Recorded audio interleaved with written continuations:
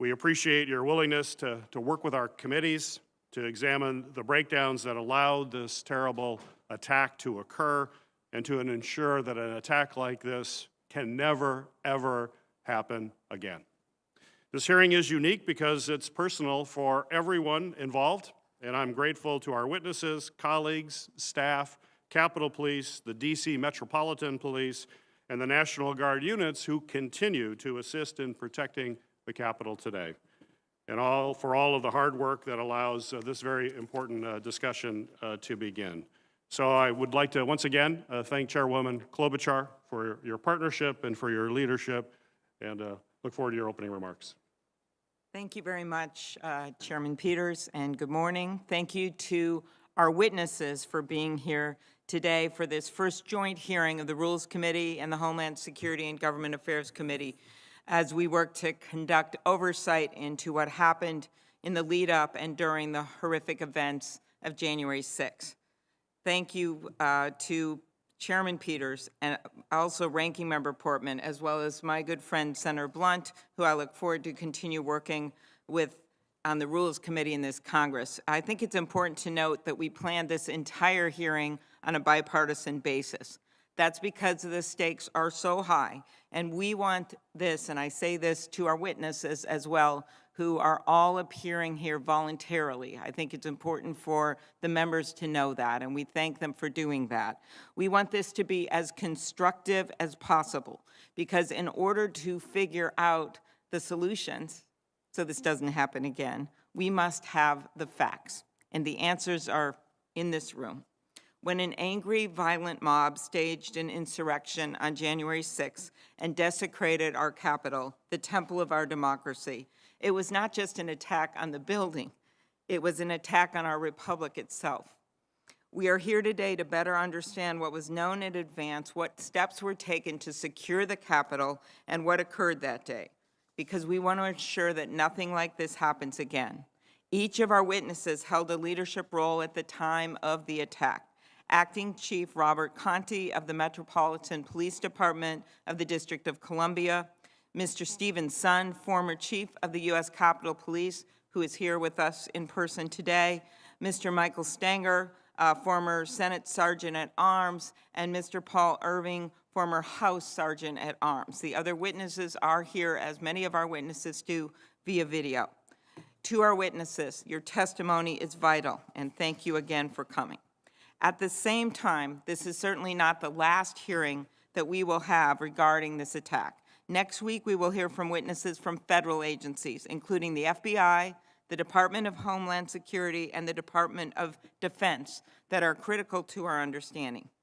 The insurrection at the Capitol was more than an assault on democracy. It was an actual life or death situation for the many brave law enforcement officers who show up here to do their work every day. And at the beginning of this testimony, we will hear from one of them.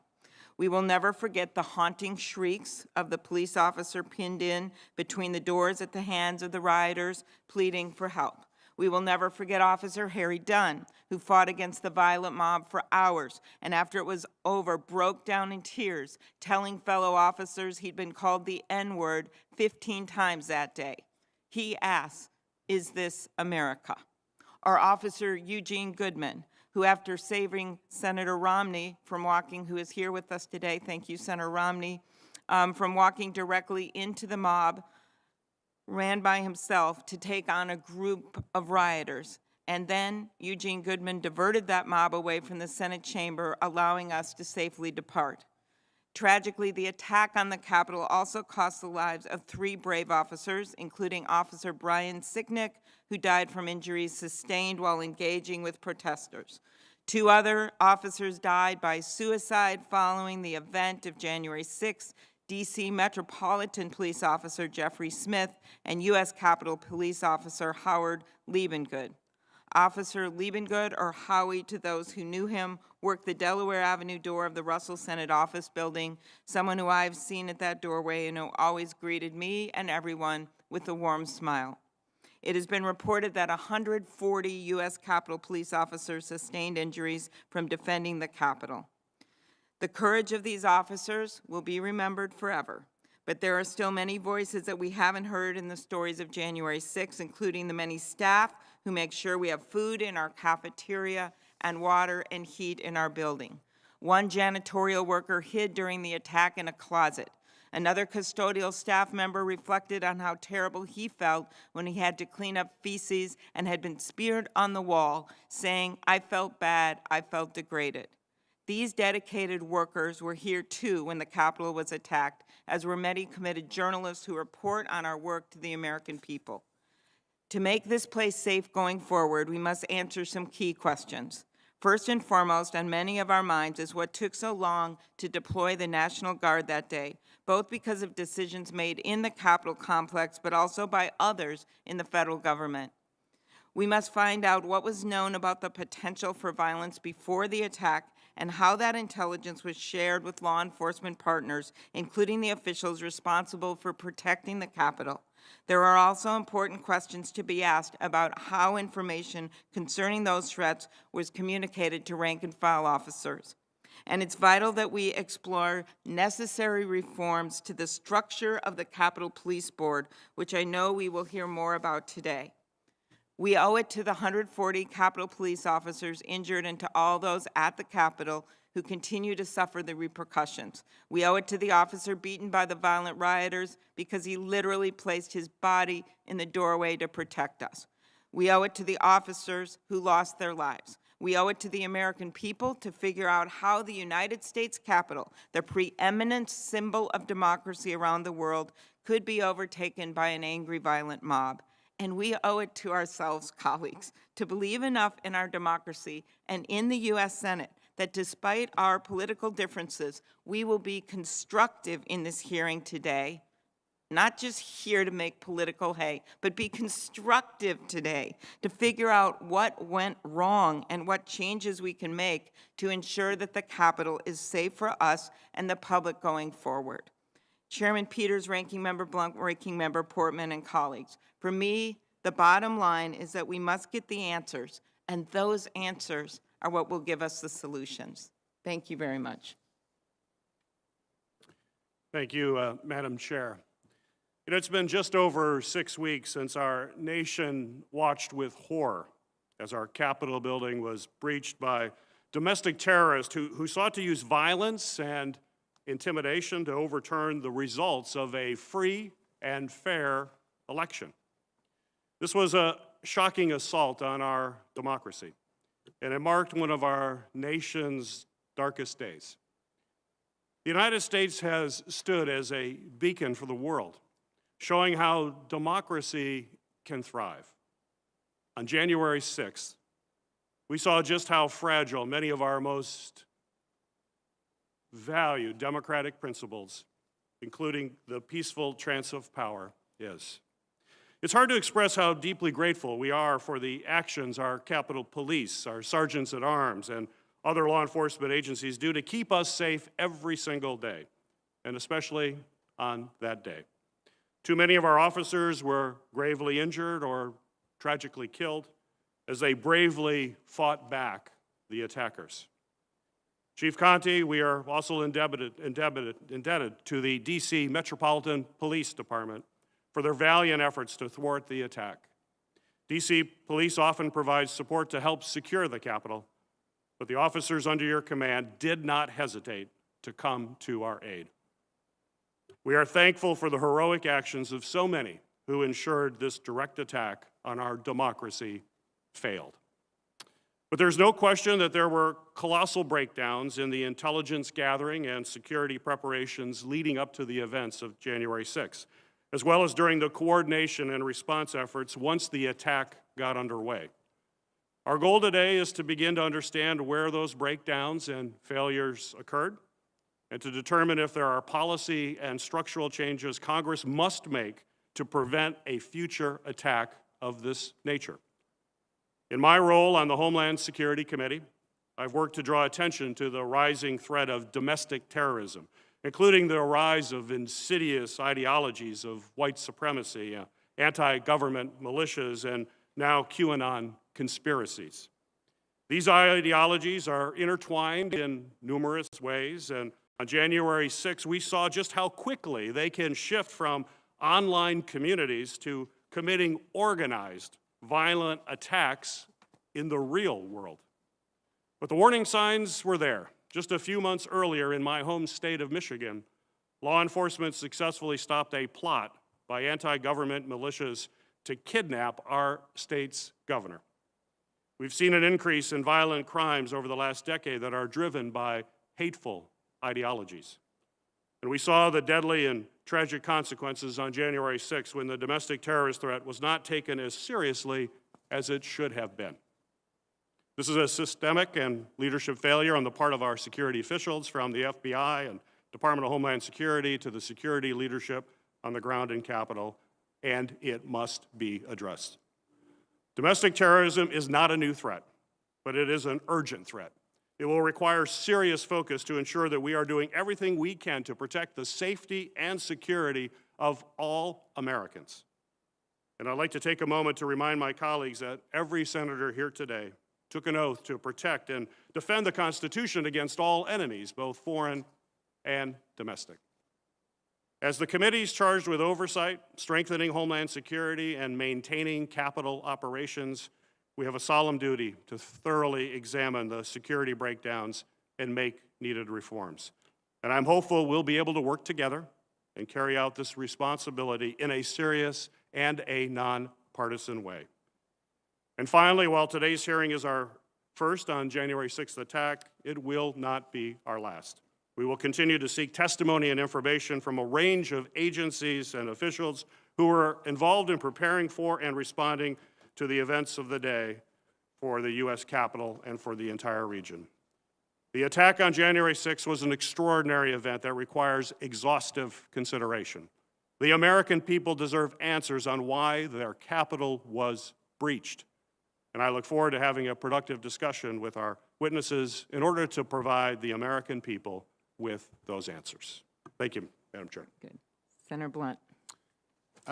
Thank you, Chairwoman Klobuchar. It's great to work with you and Chairman Peters and Senator Portman as we move forward on this hearing on what happened on January the 6th, and I think that'll obviously also require discussion of what happened in the days immediately leading up to January the 6th. This hearing, as Senator Peters and you have both said, really the beginning of a series of efforts that hopefully we can approach in a bipartisan way that looks for solutions and ensures that the deadly, outrageous, destructive attack that marks such a sad day in our history never happens again. Certainly the officers who defended the Capitol that day deserve to be recognized and praised for their valiant efforts and their willingness every day to stand ready to do what needs to be done to defend the Capitol and those who work there.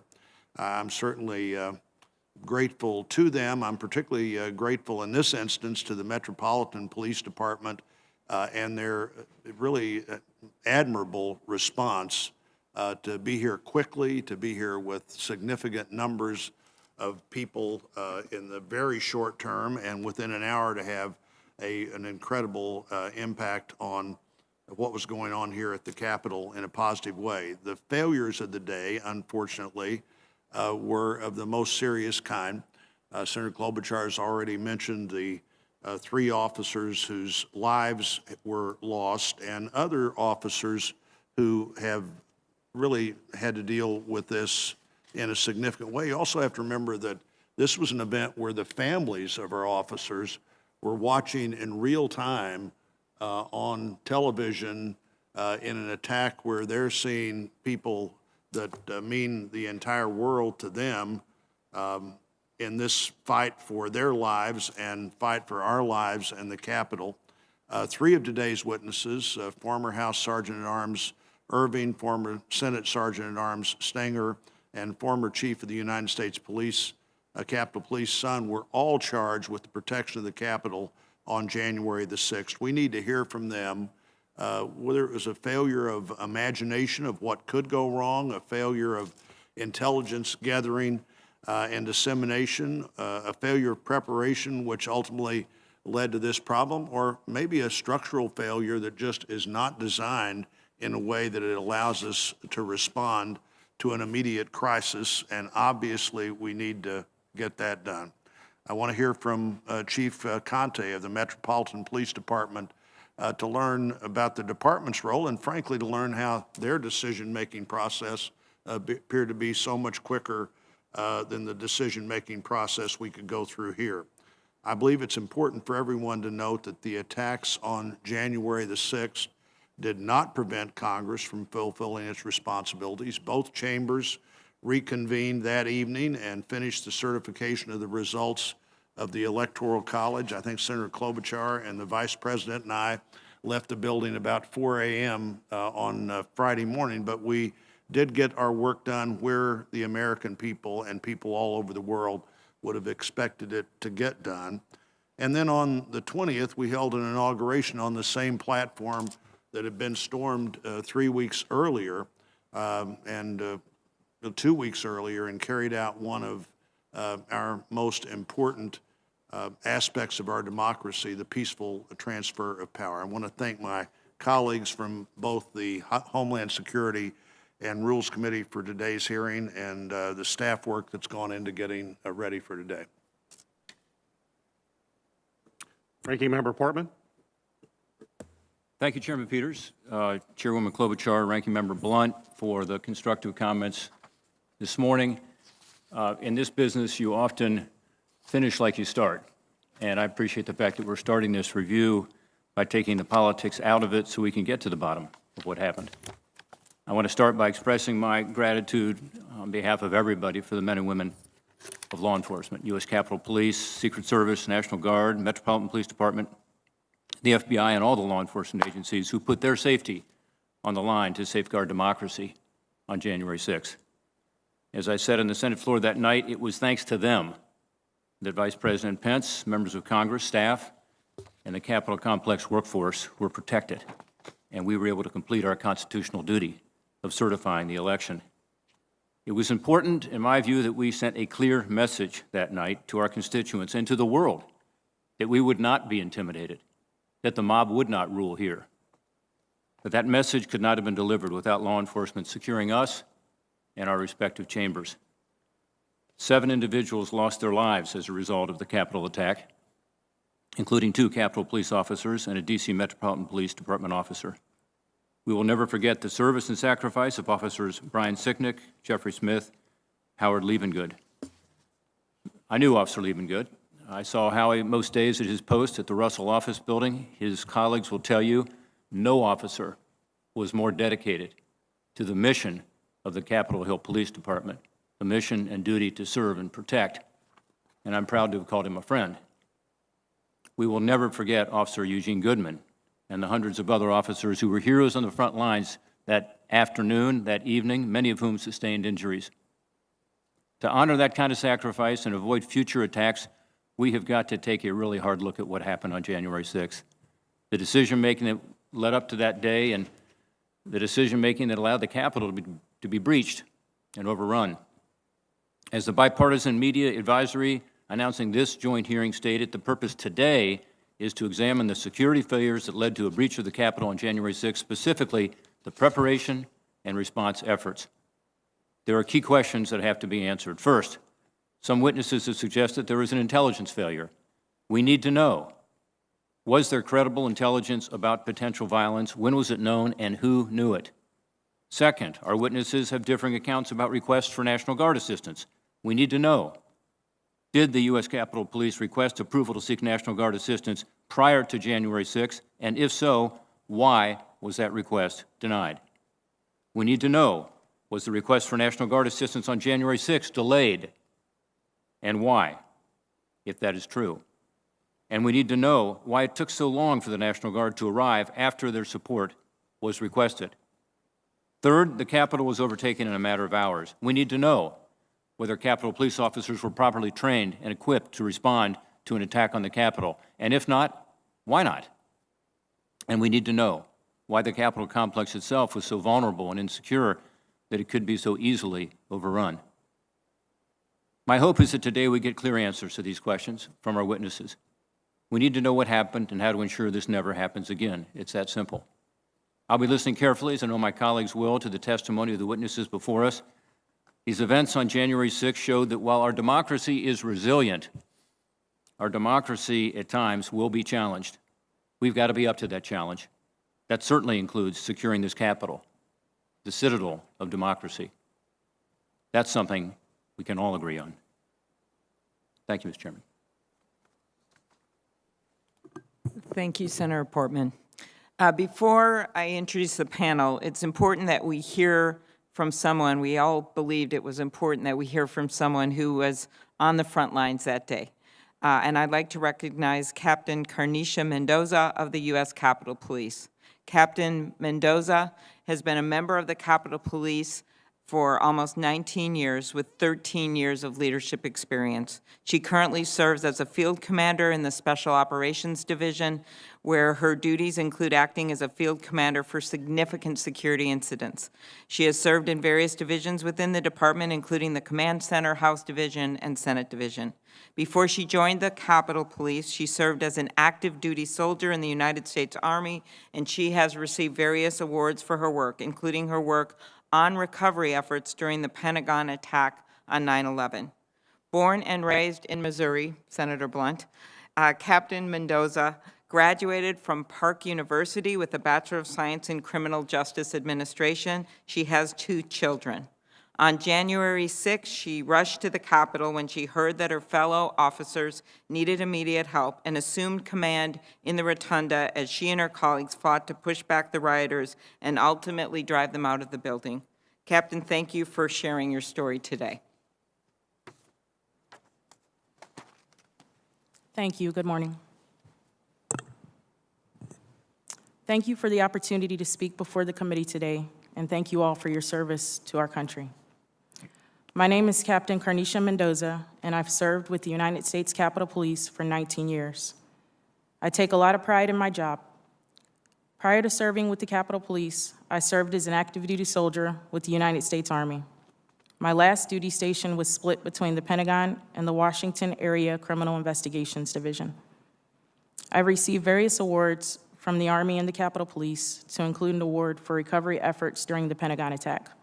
Unfortunately, I didn't save any lives, but there are certain lessons that always stuck with me after 9/11. One of those lessons is knowing the unthinkable is always possible, so be ready. So I always take my job very seriously, as 9/11 is always in the back of my mind. With the Capitol Police, I have served in various operational, administrative, and collateral assignments. I'm currently serving as a captain in the Special Operations Division, where I have various responsibilities to include serving as a field commander and a field force commander for the Civil Disturbance Unit. Throughout my career, I have responded to and managed various critical incidents and events, from congressional and member security-related issues to shootings and armed carjackings. I have served as a CDU field force commander for multiple events, including the November 14th Million MAGA March. In my career, I've been activated to work demonstrations with various controversial groups, and I've been called some of the worst names so many times that I'm pretty numb to it now. As an agency, we have trained for and handled numerous demonstrations. It's something we do on a regular basis, and it's something I've always felt we've excelled at. During the Million MAGA March, multiple white supremacist groups, to include the Proud Boys and others, converged on the Supreme Court along with countergroups. The Civil Disturbance Unit fought hard that day, physically breaking up fights and separating various groups. I literally woke up the next day unable to move due to the pain. On January 6th, we anticipated an event similar to the Million MAGA March that took place on November 14th, where we would likely face groups fighting among one another. Additional civil disturbance units were activated that day. I was working the evening shift and had planned to report in at 3 p.m. I was prepared to work a 16-hour shift and assume field force commander should the event continue into the evening and overnight shifts. It was approximately 1:30 in the afternoon. I was home eating with my 10-year-old, spending time with him before what I knew would be a long day, when a fellow captain contacted me and told me things were bad and that I needed to respond in. I literally dropped everything to respond to work that day early.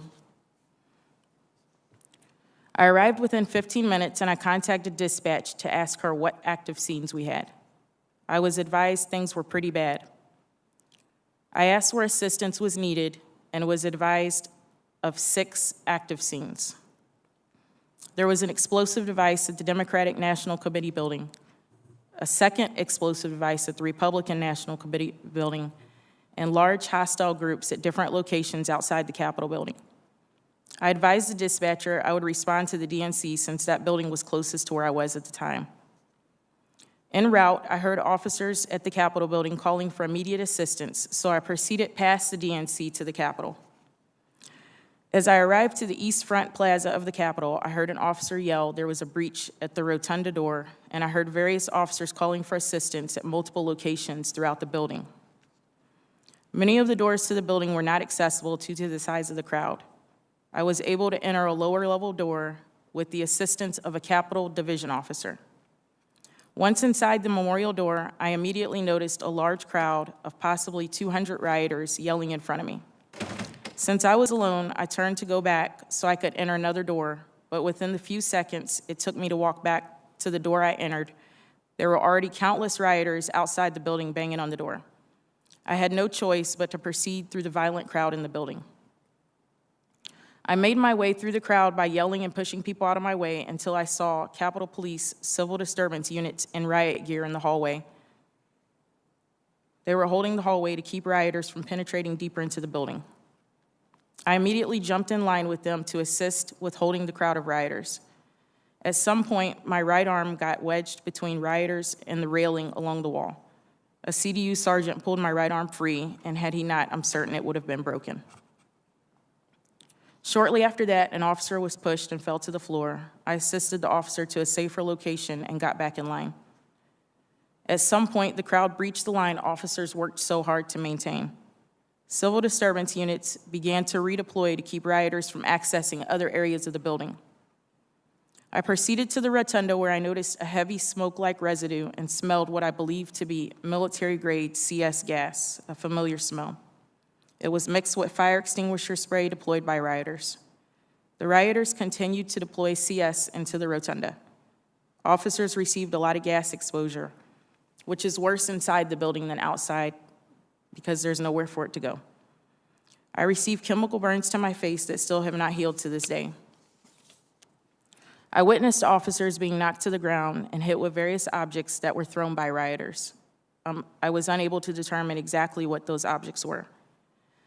I immediately assumed command in the rotunda and called for additional assets. Officers began to push the crowd out the door. After a couple hours, officers cleared the rotunda, but had to physically hold the door closed because it had been broken by the rioters. Officers begged me for relief as they were unsure how long they could physically hold the door closed, with the crowd continually banging on the outside of the door, attempting to gain reentry. Eventually, officers were able to secure the door with furniture and other objects. I'm proud of the officers I worked with on January 6th. They fought extremely hard. I know some said the battle lasted 3 hours, but according to my Fitbit, I was in the exercise zone for 4 hours and 9 minutes, and many officers were in the fight even before I arrived. I'm extremely proud of the United States Capitol Police. I'm especially proud of the officers who are the backbone of this agency and carry out day-to-day operations. I know with teamwork we can move forward. The night of January 7th into the very early morning hours of my birthday, January 8th, I spent at the hospital comforting the family of our fallen officer and met with the medical examiner's office prior to working with fellow officers to facilitate a motorcade to transport Officer Sicknick from the hospital. Of the multitude of events I've worked in my nearly 19-year career in the department, this was by far the worst of the worst. We could have had 10 times the amount of people working with us, and I still believe the battle would have been just as devastating. As an American and as an Army veteran, it's sad to see us attacked by our fellow citizens. I'm sad to see the unnecessary loss of life. I'm sad to see the impact this has had on Capitol Police officers. And I'm sad to see the impact this has had on our agency and on our country. Although things are still raw and moving forward will be a difficult process, I look forward to moving forward together as an agency and as a country. In closing, I want to honor Chief Sun's leadership. I served under his command as a watch commander for 3 years and was able to personally see his hard work and dedication. He was fully dedicated to United States Capitol Police, and he cared about every employee on the department. I often hear employees on the department praise his leadership and his ability to inspire others. He's made a significant impact on our agency. Thank you, Chief. Thank you. Thank you very much, Captain Mendoza, for that beautiful statement and for your work on behalf of our country. I'm going to give you the bios on the other witnesses, and then Senator Peters will swear them in. Our first witness today is Robert J. Conti, Acting Chief of the Metropolitan Police Department of the District of Columbia. Acting Chief Conti was sworn in as Acting Chief of the MPD on January 2nd of this year. He first joined the department in 1989 as a cadet. After being sworn in, he became a patrol officer before being promoted to lieutenant and leading the force's intelligence branch. In 2004, he was promoted to captain and put in charge of the violent crimes branch. After being promoted to 2nd District Commander, he joined the Special Operations Division. For the next decade, Acting Chief Conti served in multiple leadership roles with the MPD, including as Patrol Chief of Patrol Services South, where he oversaw several police districts. He was appointed as Assistant Chief of the Investigative Services Bureau in March of 2018. Acting Chief Conti is a graduate of DC schools and holds a bachelor degree in professional studies from the George Washington University. Acting Chief Conti grew up in the Carver Terrace community in Northeast Washington, D.C. Our second witness today will be Mr. Stephen A. Sund. Mr. Sund served as Chief of the U.S. Capitol Police from June of 2019 to January 16th of this year. Mr. Sund joined the Capitol Police in 2017 as Assistant Chief and Chief of Operations. Prior to joining the USCP, he spent nearly 25 years with the Metropolitan Police Department, where he started out as a patrol officer in 1990. From 1999 to 2006, he served as MPD's Special Operations Division and helped plan several major events, including the 2001 and 2005 presidential inaugurations. After joining the MPD's Homeland Security Division, he rose through the ranks to become commander of the Special Operations Division in 2011. As commander of the Special Operations Division, he served as lead planner for both the 2009 and 2013 presidential inaugurations and many other national security special events. He received his Bachelor and Master of Science degrees from Johns Hopkins and his Master of Arts in Homeland Security from the Naval Postgraduate School. Our third witness will be Mr. Michael Stanger, former Senate Sergeant at Arms, who served in that capacity from April of 2018 through January 7th of this year. He joined the Senate in 2011 as Assistant Sergeant at Arms for the Office of Protective Services and Continuity. He has also served as Chief of Staff of the Sergeant at Arms and as Deputy Sergeant of Arms. Prior to joining the Sergeant at Arms office, he was a 35-year veteran of the United States Secret Service, where he served in many roles, including as the Special Agent in charge of the Washington Field Office. Immediately before joining the Senate, he served as Assistant Director of the Office of Government and Public Affairs for the Secret Service. He graduated from Fairleigh Dickinson University. He is also a veteran, having attained the rank of captain in the U.S. Marine Corps. Our final witness today is Mr. Paul Irving. Mr. Irving served as a Sergeant at Arms at the U.S. House of Representatives from January of 2012 through January 7th of this year. He joined the United States Secret Service in 1983 after briefly serving with the FBI. He served as head legal instructor for constitutional law and criminal procedure at the Secret Service Training Academy before joining the Presidential Protective Division during the George H.W. Bush and Clinton administrations.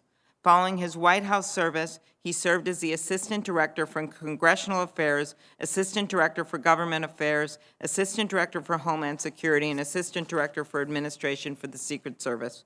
He retired from the Secret Service in 2008 as Assistant Director and worked as a private security consultant until his appointment as House Sergeant at Arms in 2012. He is a graduate of the American University and Whittier Law School. I want to thank our witnesses for appearing voluntarily today, and I look forward to your testimony. It is the practice of the Homeland Security and Governmental Affairs Committee to swear in witnesses. So if the witnesses would stand, including those joining us virtually, and raise your right hand. Do you swear that the testimony you will give before this committee shall be the truth, the whole truth, and nothing but the truth, so help you God? I do. Thank you. May all be seated.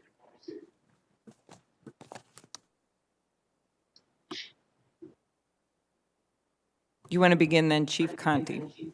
Sure. Good morning, Chairman Peters, Chairwoman Klobuchar, Ranking Members Portman and Blunt, and members of the committee. I am Robert J. Conte III, the Acting Chief of Police of the Metropolitan Police Department, the primary police force in the District of Columbia. I appreciate this opportunity to brief you on the events of January 6, 2021, a dark day for our country. I would like to begin by highlighting a few key facts to ensure the committees and the audience understand the very different roles of Mayor Muriel Bowser and the District of Columbia, including MPD, and those of congressional and federal authorities.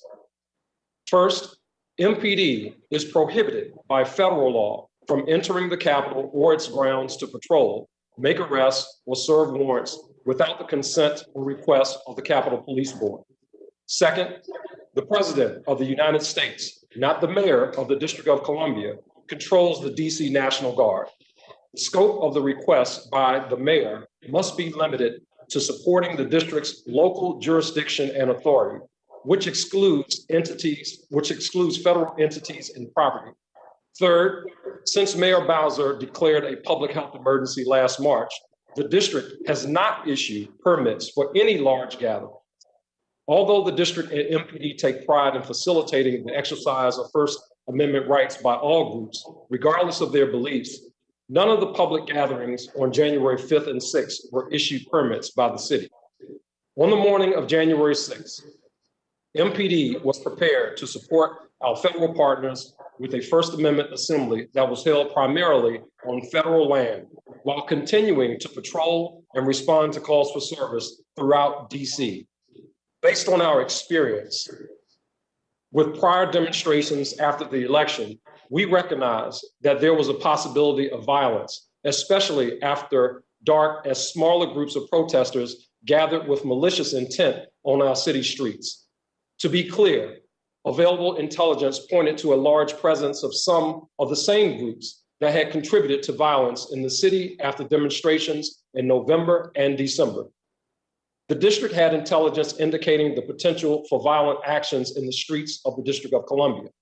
In preparation for the anticipated demonstrations and the possibility of violence on city streets, MPD was fully deployed on 12-hour shifts the week of January 4th, with days off and leave canceled.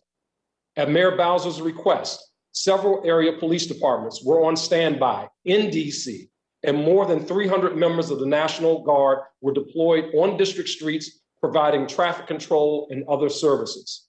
However, these resources were barely enough to counter an event that had never happened in the history of the United States: a mob of thousands of American citizens launching a violent assault on the US Capitol, the seat of our government, in an attempt to halt the counting of the electoral ballots, an essential step in the peaceful transfer of power in our nation.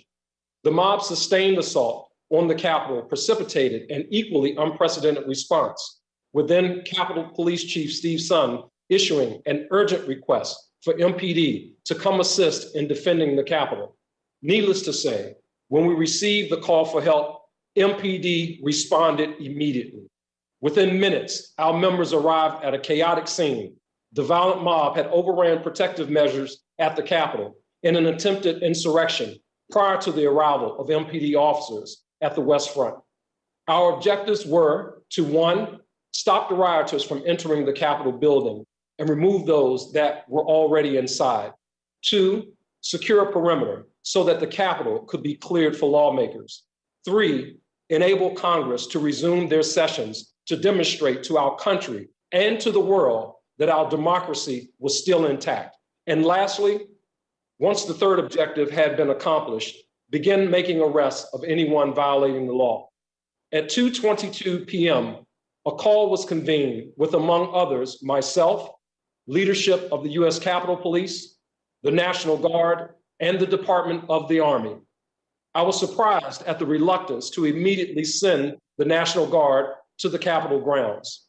In the meantime, by 2:30 p.m., the district had requested additional officers from as far away as New Jersey and issued notice of an emergency citywide curfew beginning at 6 p.m. From that point, it took another 3.5 hours until all rioters were removed from the Capitol. 90 minutes later, at 8 p.m., Congress was able to resume its critical work and fulfill its constitutional duty. Over the course of January the 6th and into the early morning of the 7th, approximately 1,100 MPD members responded to the Capitol. At least 65 MPD members sustained injuries. 5 people lost their lives on January the 6th. As we reflect on that dark day, we offer condolences to all of the grieving families. In closing, I appreciate the opportunity to highlight the heroism of MPD officers who put their lives on the line to protect the Capitol, Congress, and our democracy. But to ensure the continued safety of the district and everyone in it, we must be frank in looking at several critical issues. This assault on the Capitol has exposed weaknesses in the security of the most secure city in the country. The federal police forces in DC will be re-examining their security protocols, given the risk of both foreign and domestic terrorism. As the chief of the district's municipal police force, I must think about our preparations not only for possible attacks, but the daily impact of the changing operations of our federal partners. As they harden targets in the federal enclave, other buildings in the city under MPD jurisdiction may become more likely targets. This concludes my testimony. I am happy to answer any questions. Thank you very much. Mr. Sant.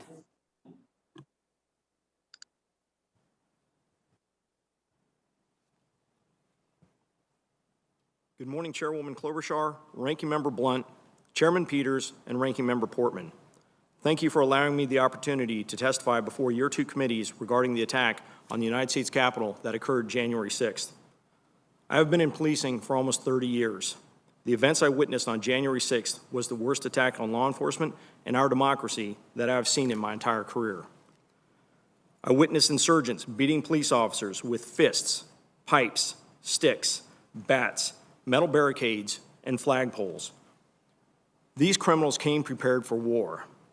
They came with their own radio system to coordinate the attack and climbing gear and other equipment to defeat the Capitol's security features.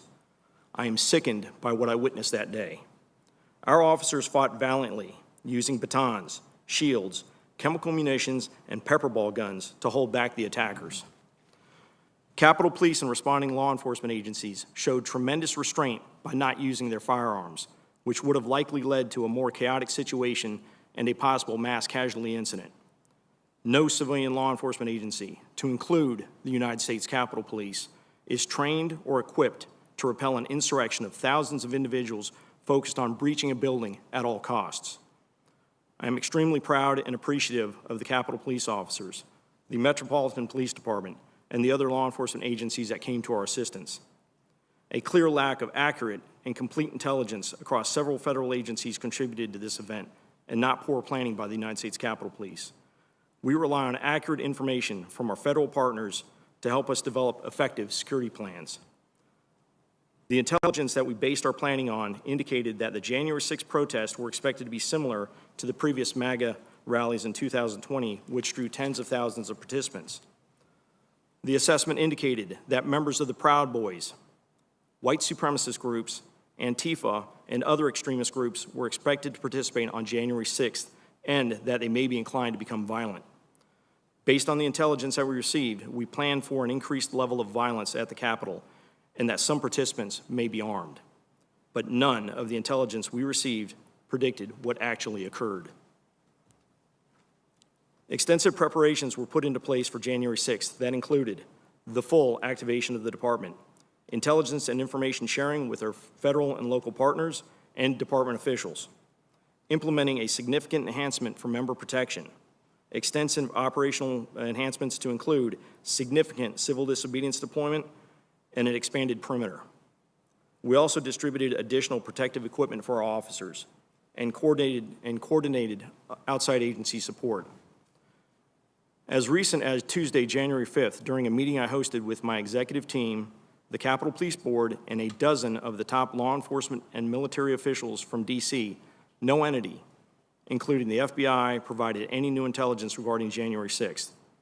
It should be also noted that the Secretary of Homeland Security did not issue an elevated or imminent alert in reference to the events at the United States Capitol on January 6th.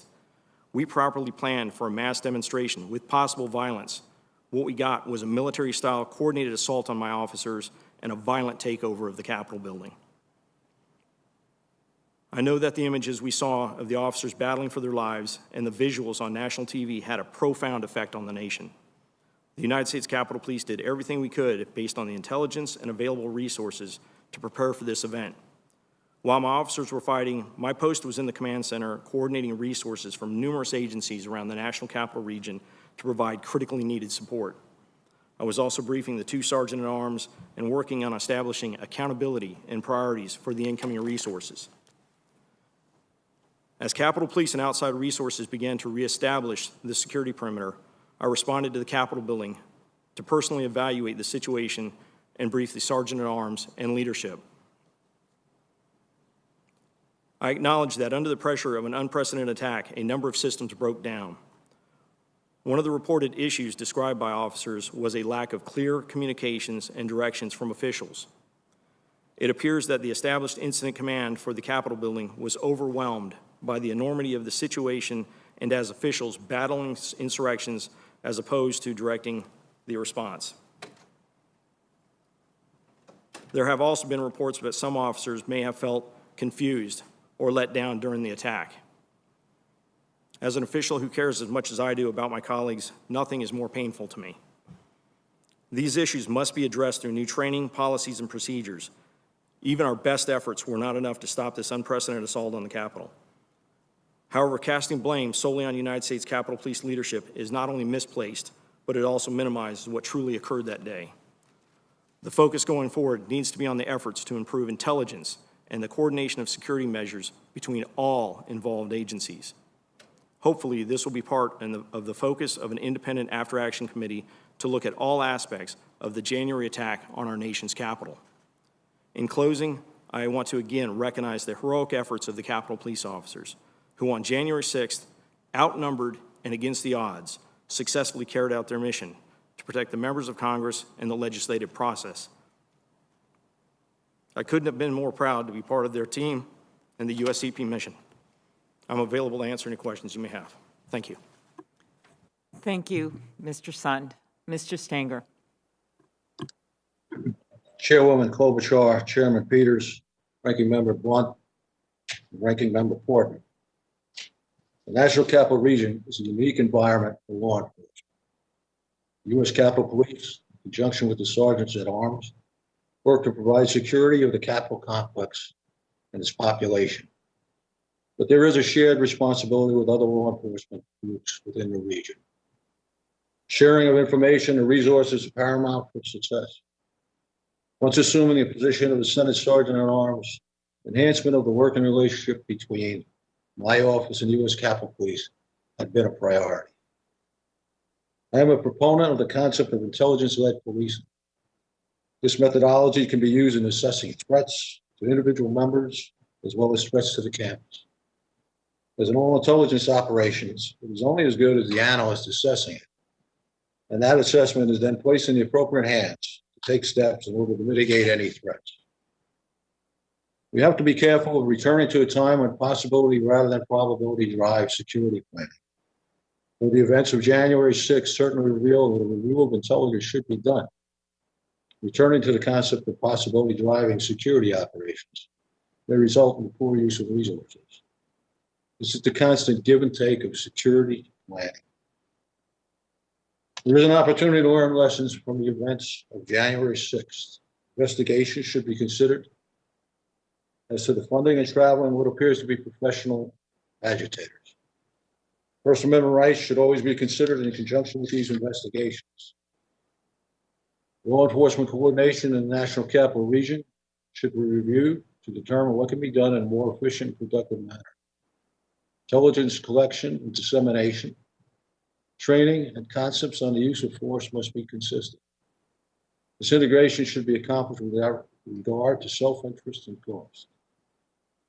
In conclusion, whenever you prepare for a major event, just always consider the possibility of some level of civil disobedience at these demonstrations and plan accordingly. Events of January 6th went beyond disobedience. This was a violent, coordinated attack where the loss of life could have been much worse. This concludes my prepared remarks. Thank you, Mr. Stenger. Mr. Irving. Chairman Peters, Chairwoman Klobuchar, Ranking Member Portman, Ranking Member Blunt, and distinguished members of the committees. Thank you for the opportunity to appear before you today.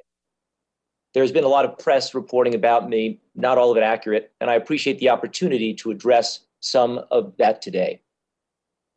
My name is Paul Irving, and I served as the Sergeant at Arms for the House of Representatives for the past 9 years. Serving in that role was one of the great honors of my life, and I count it a privilege to have worked with speakers from both political parties, including Speaker Boehner, Speaker Ryan, and Speaker Pelosi.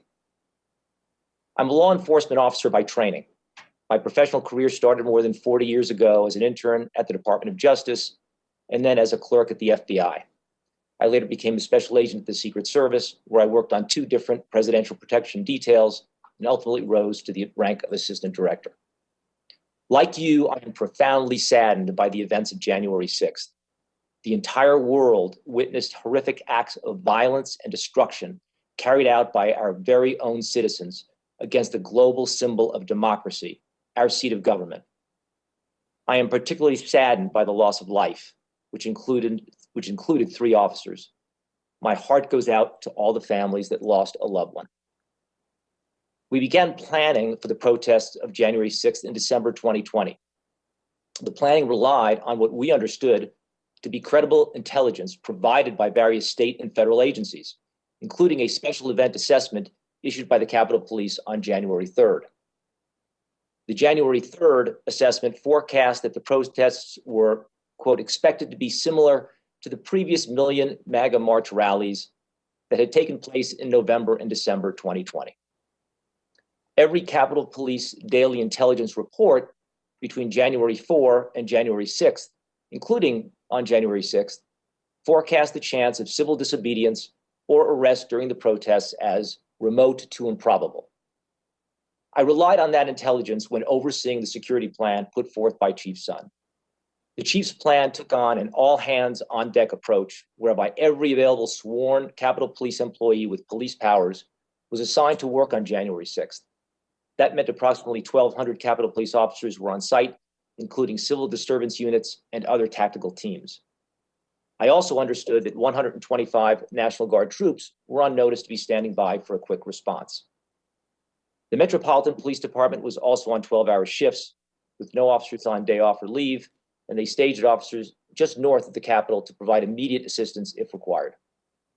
The plan was briefed to multiple law enforcement partners. Based on the intelligence, we all believed that the plan met the threat and that we were prepared. We now know that we had the wrong plan. As one of the senior security leaders responsible for the event, I am accountable for that.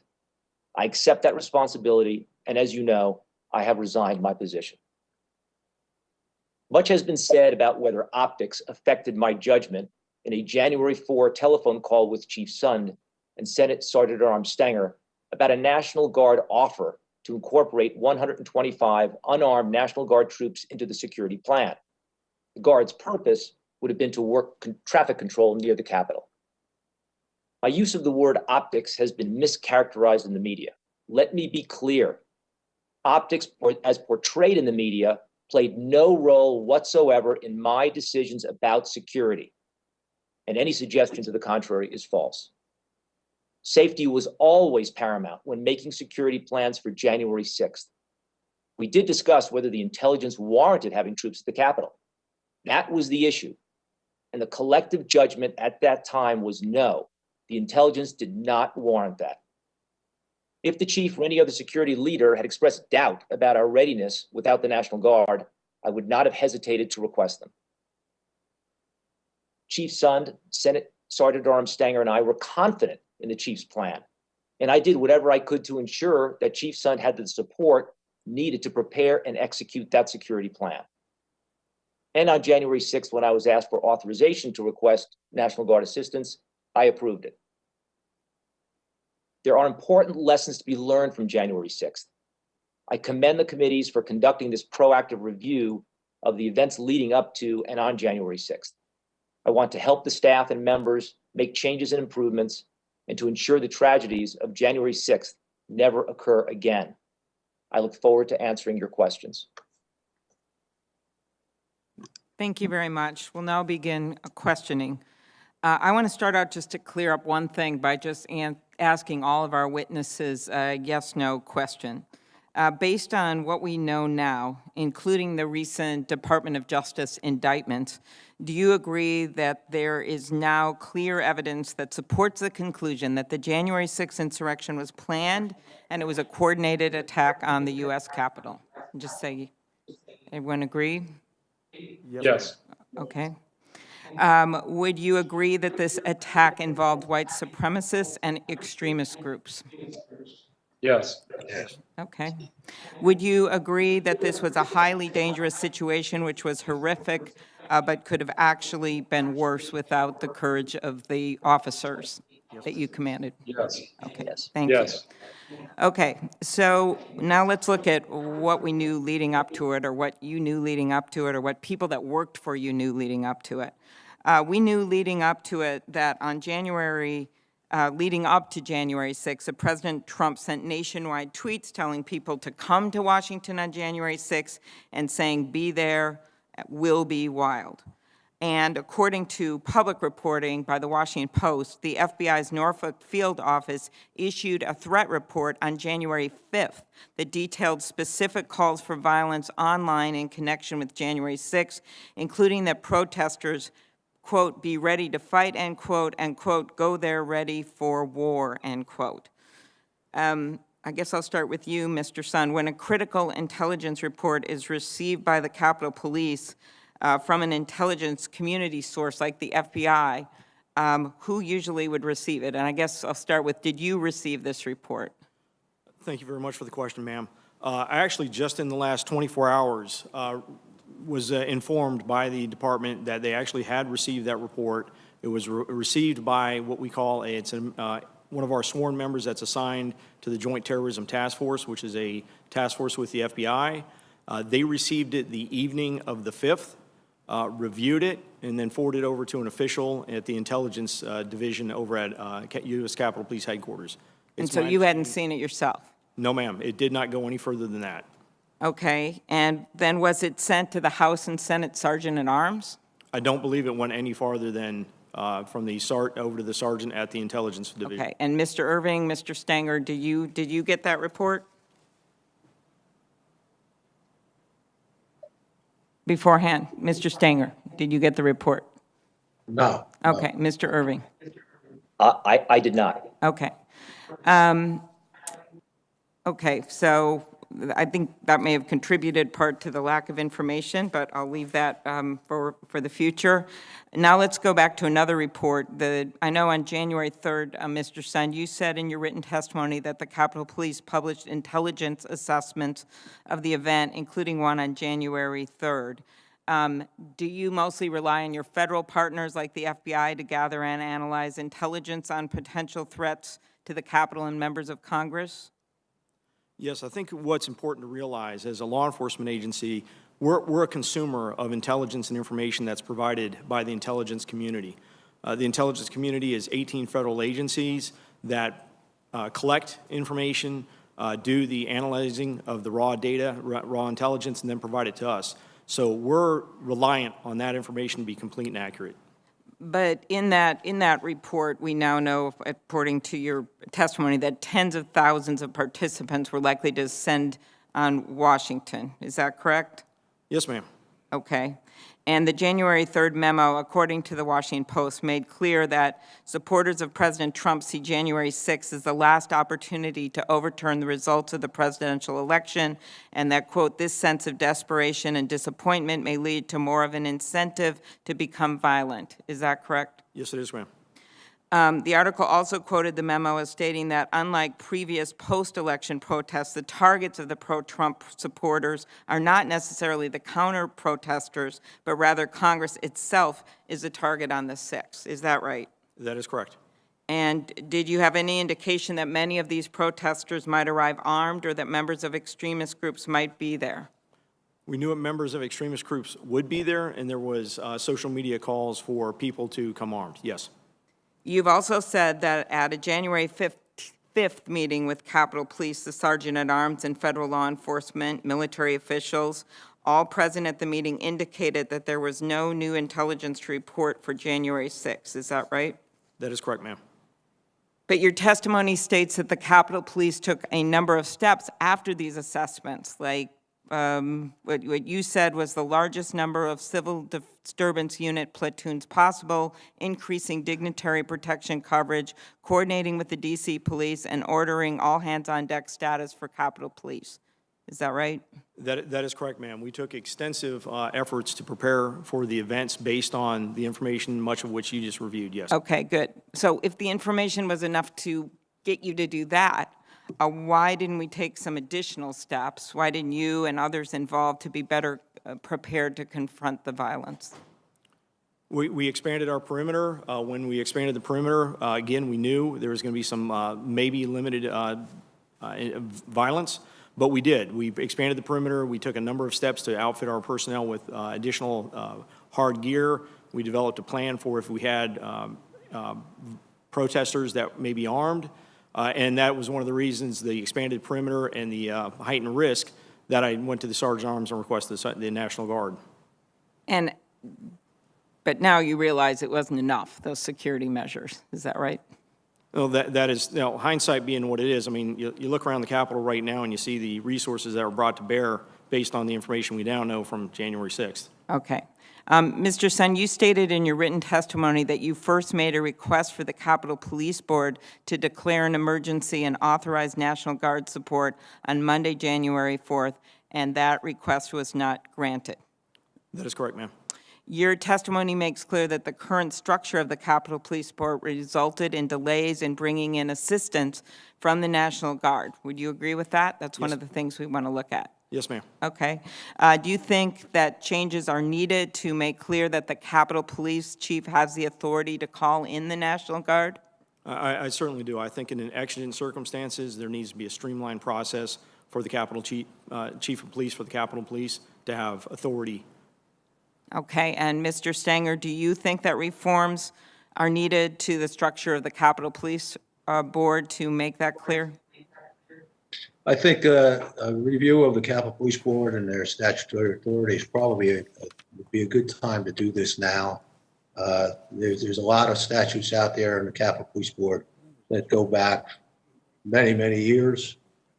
Things have changed, and it's probably to make the board a little bit more nimble. It's probably not a bad time and an idea to take a look at what's there. It's probably an understatement with what happened, but thank you. Mr. Irving, your views? I would certainly agree with both Chief Sund and Michael Stanger. I think a review would certainly be warranted at this time of the Capitol Police Board. Mr. Sund, your written testimony states that you had no authority to request the assistance of the National Guard without an emergency declaration of the Capitol Police Board. Okay. On what rule, regulation, or authority did you base that view? I'd have to go back and look the specific rule, but it's a standing rule that we have. I cannot request the National Guard without a declaration of emergency from the Capitol Police Board. It's kind of interesting because it's very similar to the fact, you know, I can't even give my men and women cold water on an excessively hot day without a declaration of emergency. It's just a process that's in place. And to be clear, apart from the Capitol Police Board, you also face delays in getting authorization to bring in the National Guard from the Department of Defense. Is that correct? We'll be hearing from them next week. Yes, ma'am, that is correct. Would you agree that there were serious issues at the Pentagon that contributed to the fact that Guard troops did not arrive at the Capitol until about 5:40 that day, after most of the violence had subsided? I don't know what issues there were at the Pentagon, but I was certainly surprised at the delays I was hearing and I was seeing.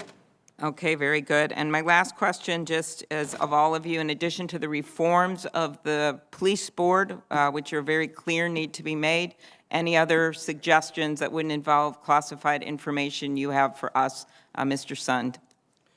As reference to some of the recommendations, I would look at, again, one of the big things that I think was a contributing factor to this was intelligence. I think as you meet with the intelligence community and law enforcement in the intelligence community, we have a very good relationship. I think the aperture just needs to be opened up a little bit farther. Like Chief Conte had mentioned, January 6th was a new day. It was a change of what threat we face, and I think getting them to open the aperture and looking a little bit harder.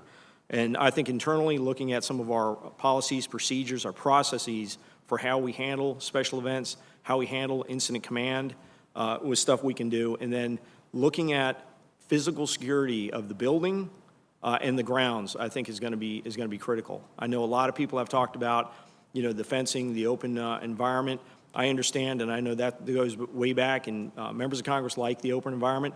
I think there are ways to develop a more secure campus while keeping an open environment, but I'll leave that for more classified or restricted hearings. Okay, thank you. Anything you would add in addition, just any other thing you'd add in addition to what the former police chief laid out here, Mr. Stanger?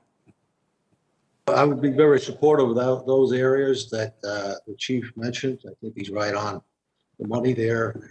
I think there's maybe another area of use of force that probably needs to be coordinated better in the region here. But certainly intelligence needs to be taken a look at as to how Okay. it works. We have a lot of people that we've ramped up since 9/11.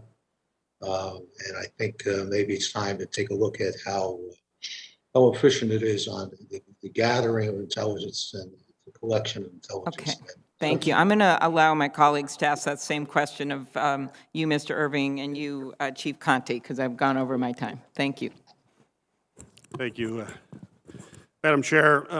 Mr. Sun, you've made or brought up the issue of intelligence throughout your testimony and the gaps that were there and how we need to strengthen the intelligence. But I was struck by the fact that you said the FBI report, and my understanding is that report had some fairly specific information that was troubling. That you said that report did get sent to the Capitol Police, that it went to the folks in the Intelligence Department, but then you were not aware of it, which raises a really big question. It's something coming in like that right before an event that I think is significant. It does not get to operational commanders who are there to deal with it. How can that happen? How can you not get that vital intelligence on the eve of what's going to be in a major event? What? Thank you, sir. I know that's something that's going to be looked at. I think that information would have been helpful to be aware of. Again, looking at the information for the first time yesterday, it is strictly raw data. It's raw intelligence information that has come in, seen on a social media post. Lots of people post things on social media that need to be, corroborated and confirmed. So it's coming in as raw data. So please keep that in mind. But I agree that's something we need to look at. What's the process and how do we streamline that information getting to where it needs to go? Well, I understand it's raw data, but it's the eve of the event. You're not going to have time to do the kind of analysis that you would normally like to do.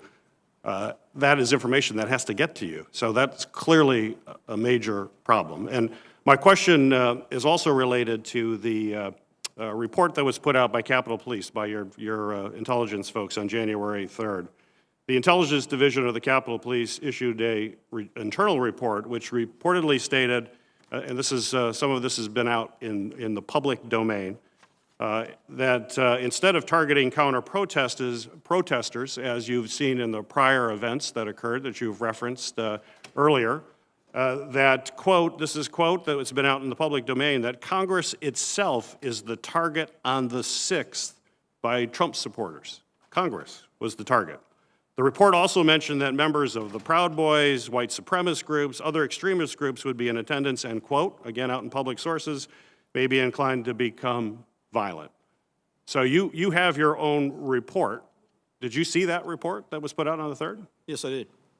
So how is not that a warning of some extraordinary measures? Now, I understand you increased and you had folks there and you increased your presence, but how is that not a real big warning flag? And if it was, what exactly did you do when you read that report? So that was one of the reports that contributed to the fact that we expanded our perimeter. I reached out, looking at it, I'd reach out to the Metropolitan Police Department, just knowing, even before that report, knowing, what that extremists were likely to be there. In the previous reports for it, that has been called for on social media for people to be armed. In talking with our partners over at the Metropolitan Police Department, I reached out to say, hey, you're going to be able to provide us some support, and we coordinated that additional support the morning of the 6th. So, yeah, we did take all that in consideration as we developed the extensive security plans for this event. So you changed plans on January 3rd after getting that report? We adjust our perimeter. We did a number of things. We actually were adjusting our perimeter probably a little bit before that as well. So that was happening before. So we're going to want to know more specifically when you get that. And then, of course, I think we're going to see you got additional information from the FBI, for example, but that did not get to you. So Right. I understand that. Yeah. The other thing that I think is important for us to understand, and I've heard all of you mention this in your testimony, that this was not just it was actually in response to Chairwoman Klobuchar's question. It is not just a random violent attack. It was actually coordinated that you saw. And I believe in your testimony as well. I'm going to ask other witnesses to respond to this too, because all of you mentioned that. How do you define coordinated? What did we actually see from these folks that leads you to believe that it was coordinated? And I think in your testimony now you just mentioned military-style coordination. So that would mean command and control. It would mean understanding the layout of the Capitol. It may mean knowing the internal operations of defense perimeters, of folks that are engaged. Talk to me, what did you see that leads you to believe that this was a coordinated attack? And I would like our other witnesses to engage in that as well. Yeah, I'm able to provide you a quick overview of why I think it was a coordinated attack. One, these people came specifically with equipment.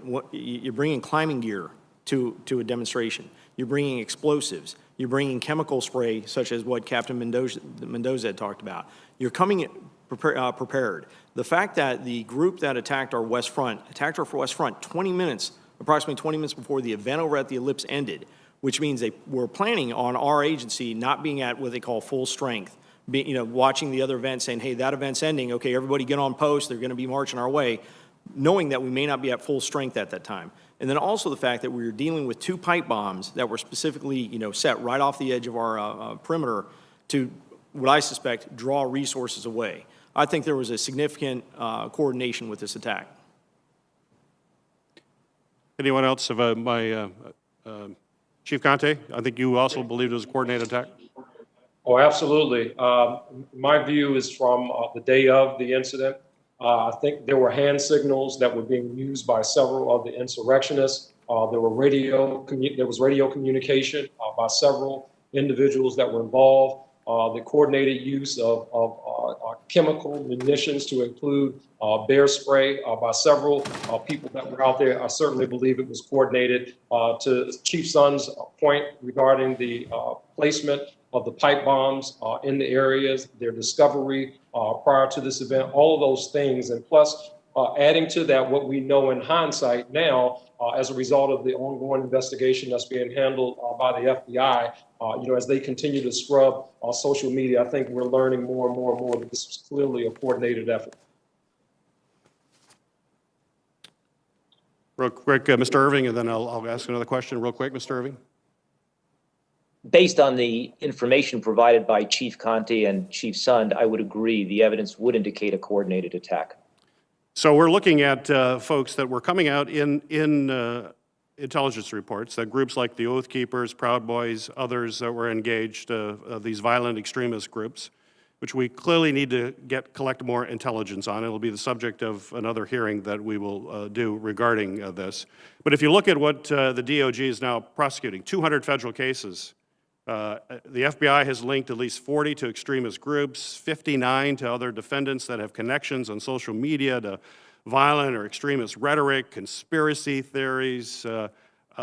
This is clearly an area that we've got to focus on as to why did we not have more information about these groups that were coming here planning, and usually you leave a trail when you're planning. Either that or you're real sophisticated using encrypted devices and other things, but those are things that we're going to have to be looking at.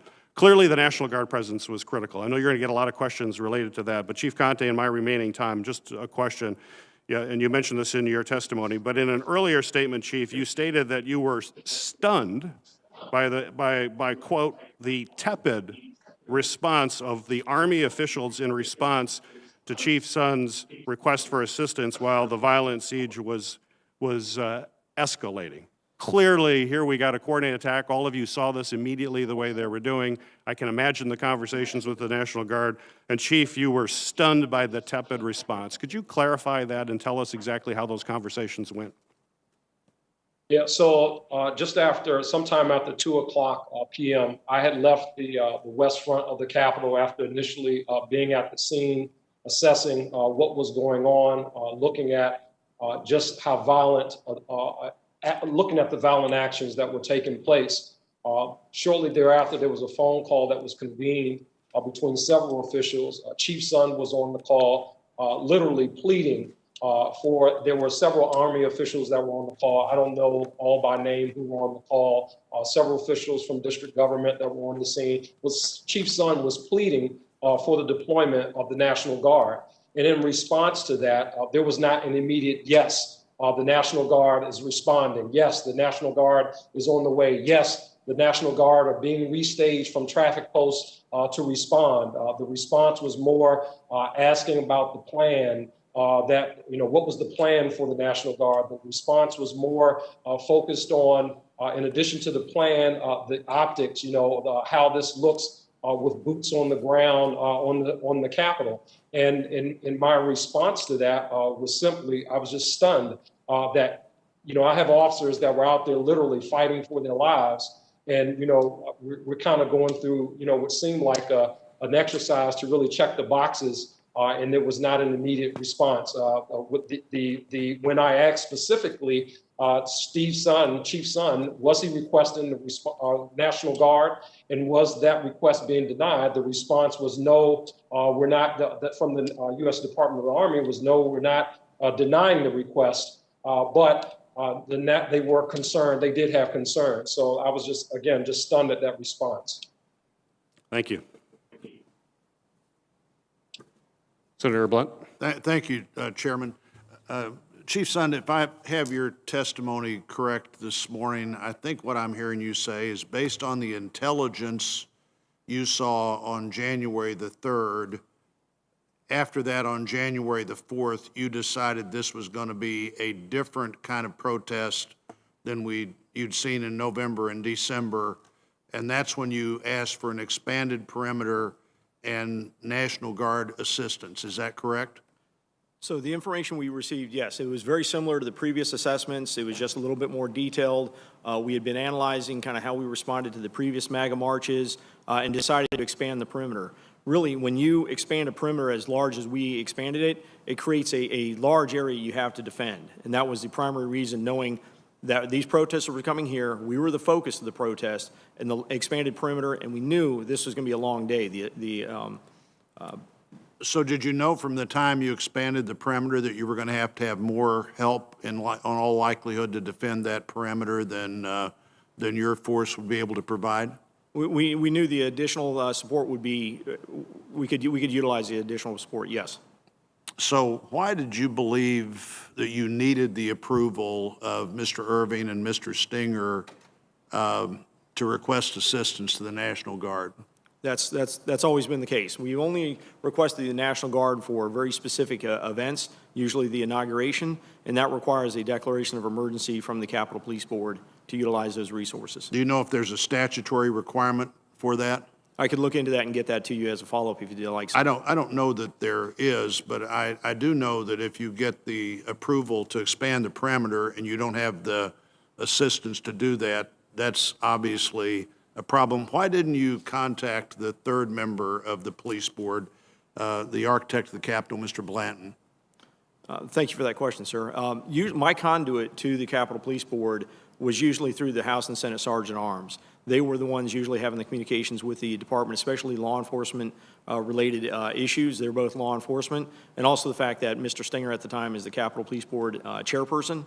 But usually outside the monthly Capitol Police Board meeting that we'd have, unless it was a issue specific to the architect regarding, building structure, something like that, my conduit was regularly the House and Senate Sergeant Arms. Why do you think the architect of the Capitol's on the police board?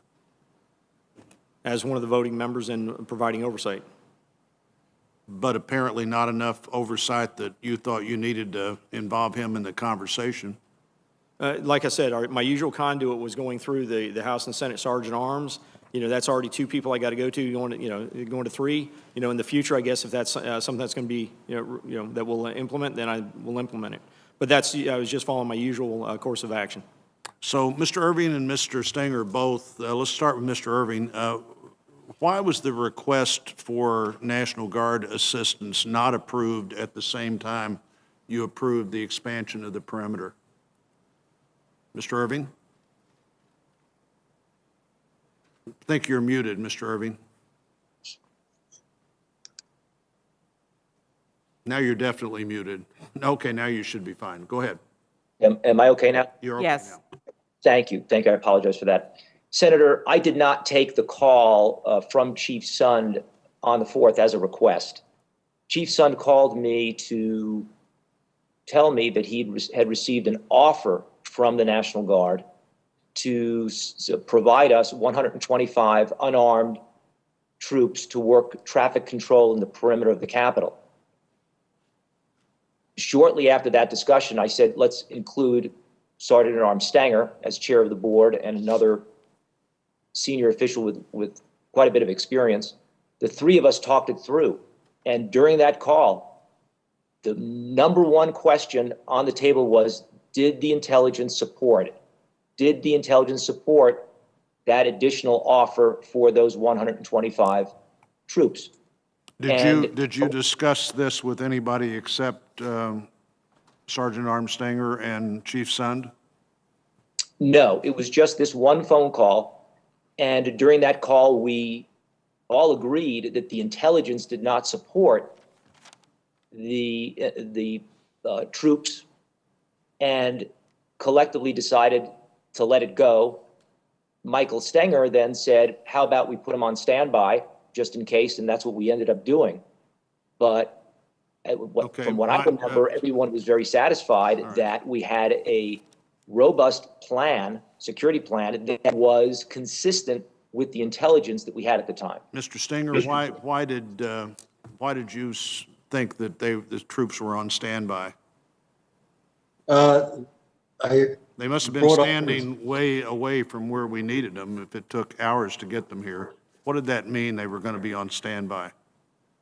What I did when I spoke to the chief, when the chief brought up to me this attempt to get the National Guard, and it apparently wasn't going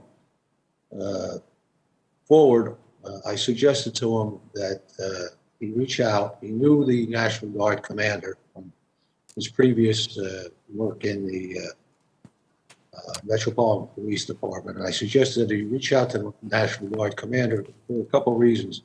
One of them was I had either read in the paper or heard on the news that the National Guard in D.C. was rather reticent to engage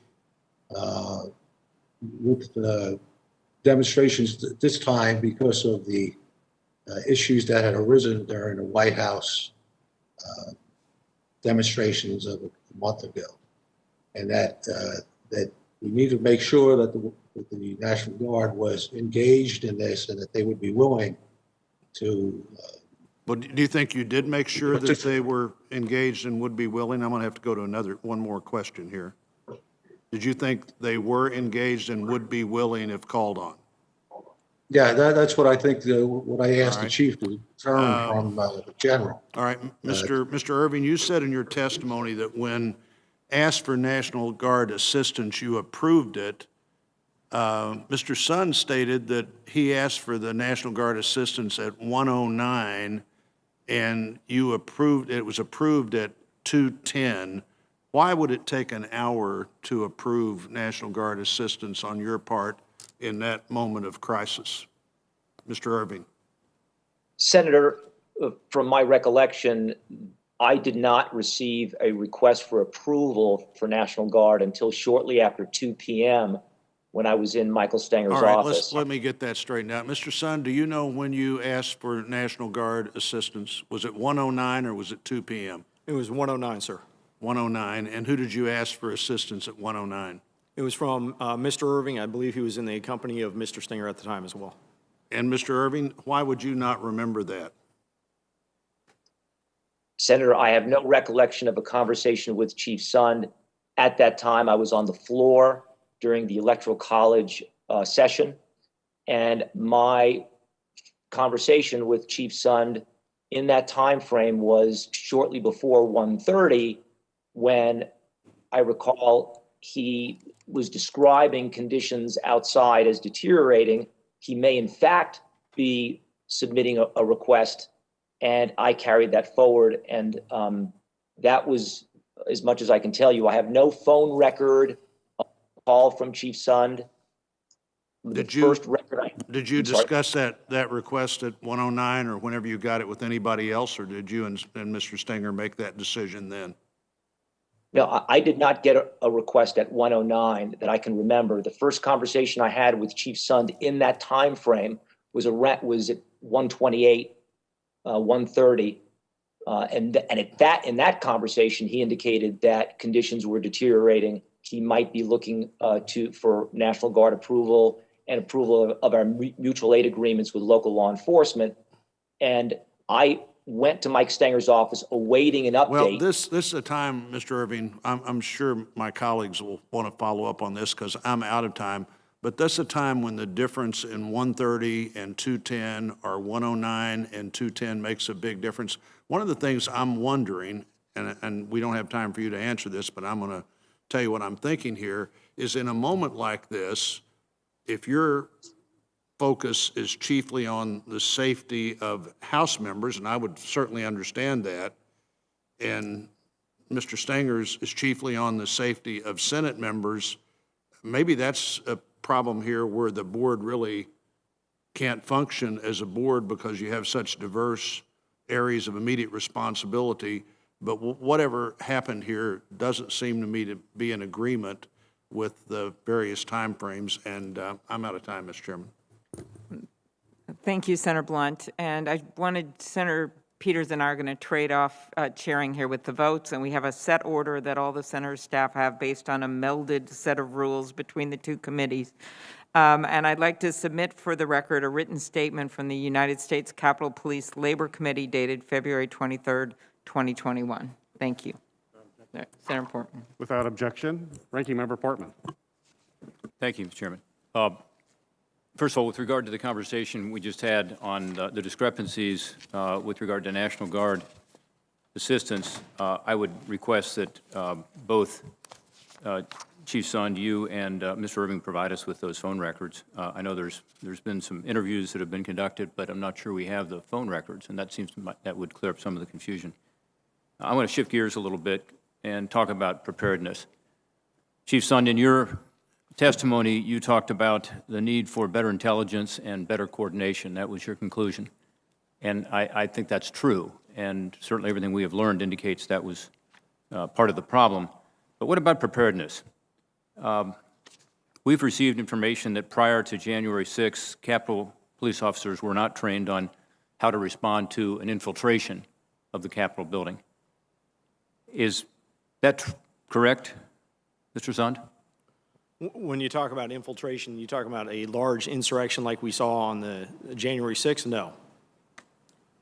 And why not? Why wouldn't we be prepared for an infiltration of the Capitol, given the risk that's out there. I would say to Mr. Irving and Mr. Stenger, both of you have had distinguished careers with the Secret Service. I would ask you all to just give me a quick yes or no answer. Does the Secret Service have training regarding infiltration as an example of the White House? Yes or no?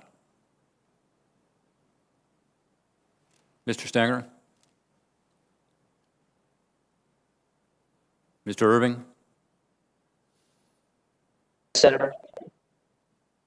I'll take that as a yes. If it's a Yes. no, okay. Mr. Stenger, are you a yes also? Yes. Okay. Well, it seems obvious that you would have training on responding to an infiltration. So I think if nothing else comes out of this process, we've got to figure out how to deal with, again, the real danger that is out there, and it seems to me the intelligence reports, but also just the previous demonstrations would indicate a need for that kind of training.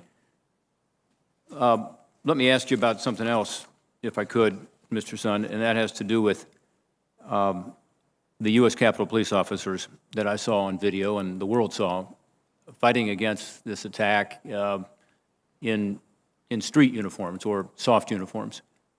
Many of them did not have riot gear. I'm told, by contrast, D.C. Metropolitan Police Department provides all of its officers with such gear, including helmets, shields, gloves, gas masks.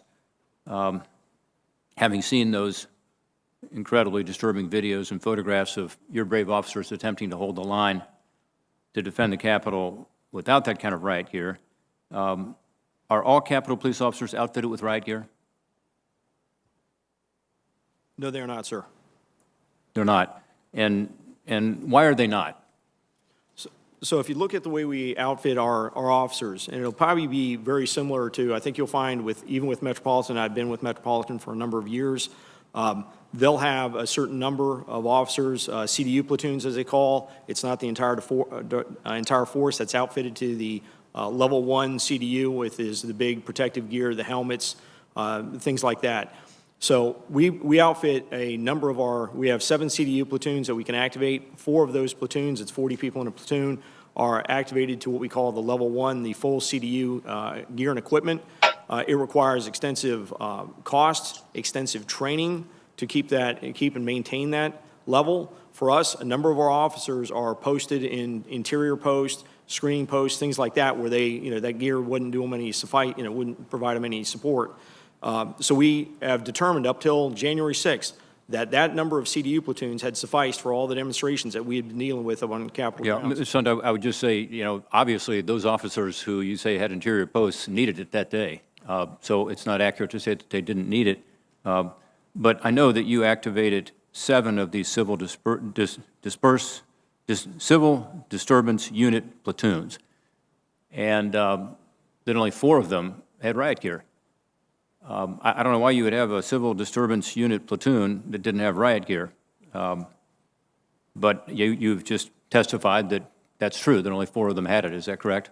That is correct. And just one additional point, since I've been chief, I've actually pushed for every member in the department to have riot helmets.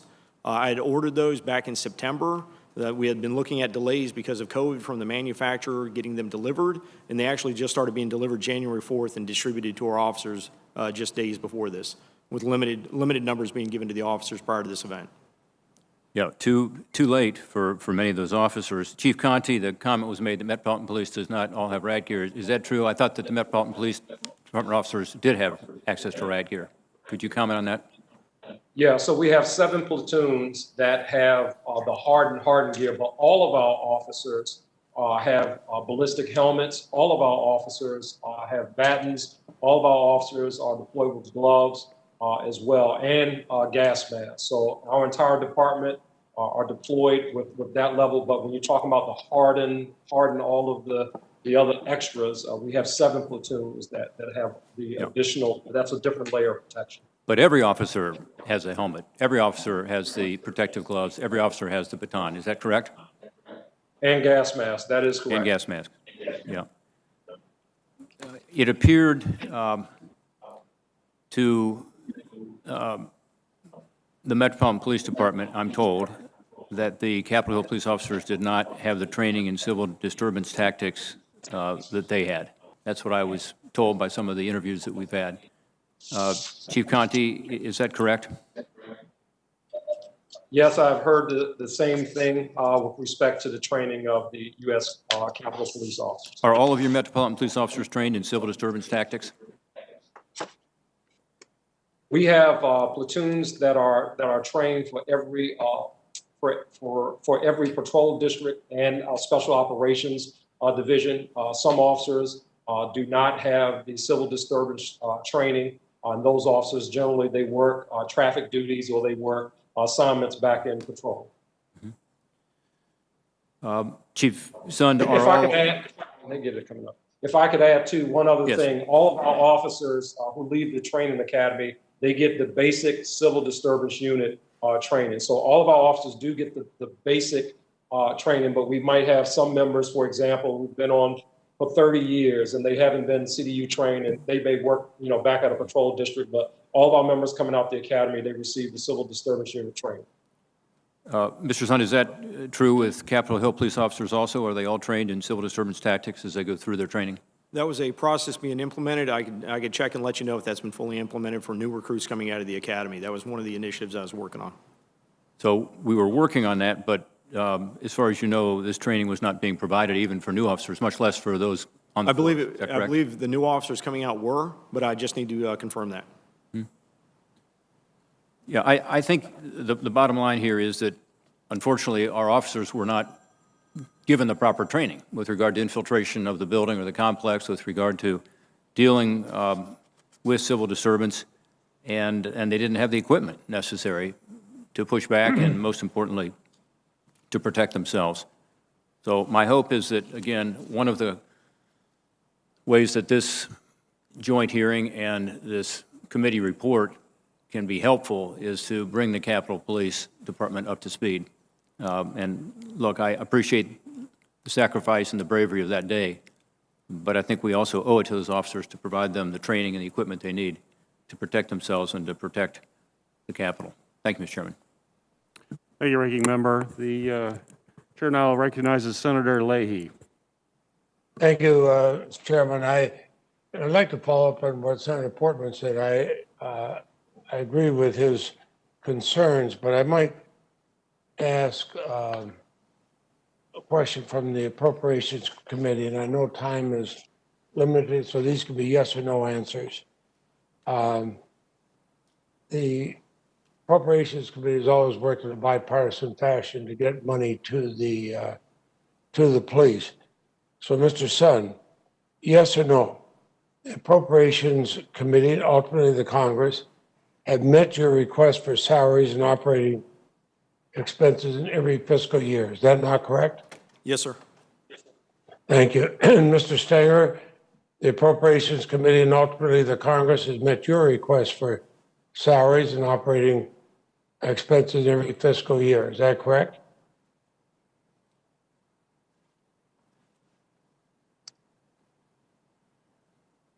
I don't hear an answer. So I'll ask Mr. Irving. Mr. Irving, the Appropriations Committee and ultimately the Congress has met your request for salaries and operating expenses in every fiscal year. Is that correct? Yes, that is correct. Mr. Stenger? Yes, that's correct, sir. Thank you very much. So I have to think that we had not that we had inadequate resources, but a failure to deploy the people that we were supposed to. I look at those who appeared. I looked at the lives that were lost, the police who fought to protect our capital. We saw this as a violent, and I'd say planned and organized attack on the United States and the United States government by domestic terrorists. I hope they're all going to be prosecuted as fully as they can. But those, when we see people encouraging them, including from the former president of the United States, who urged his followers to fight and to show strength, I really wonder why we didn't take this seriously enough to be prepared for them. The hours it took to bring in the National Guard and everything else.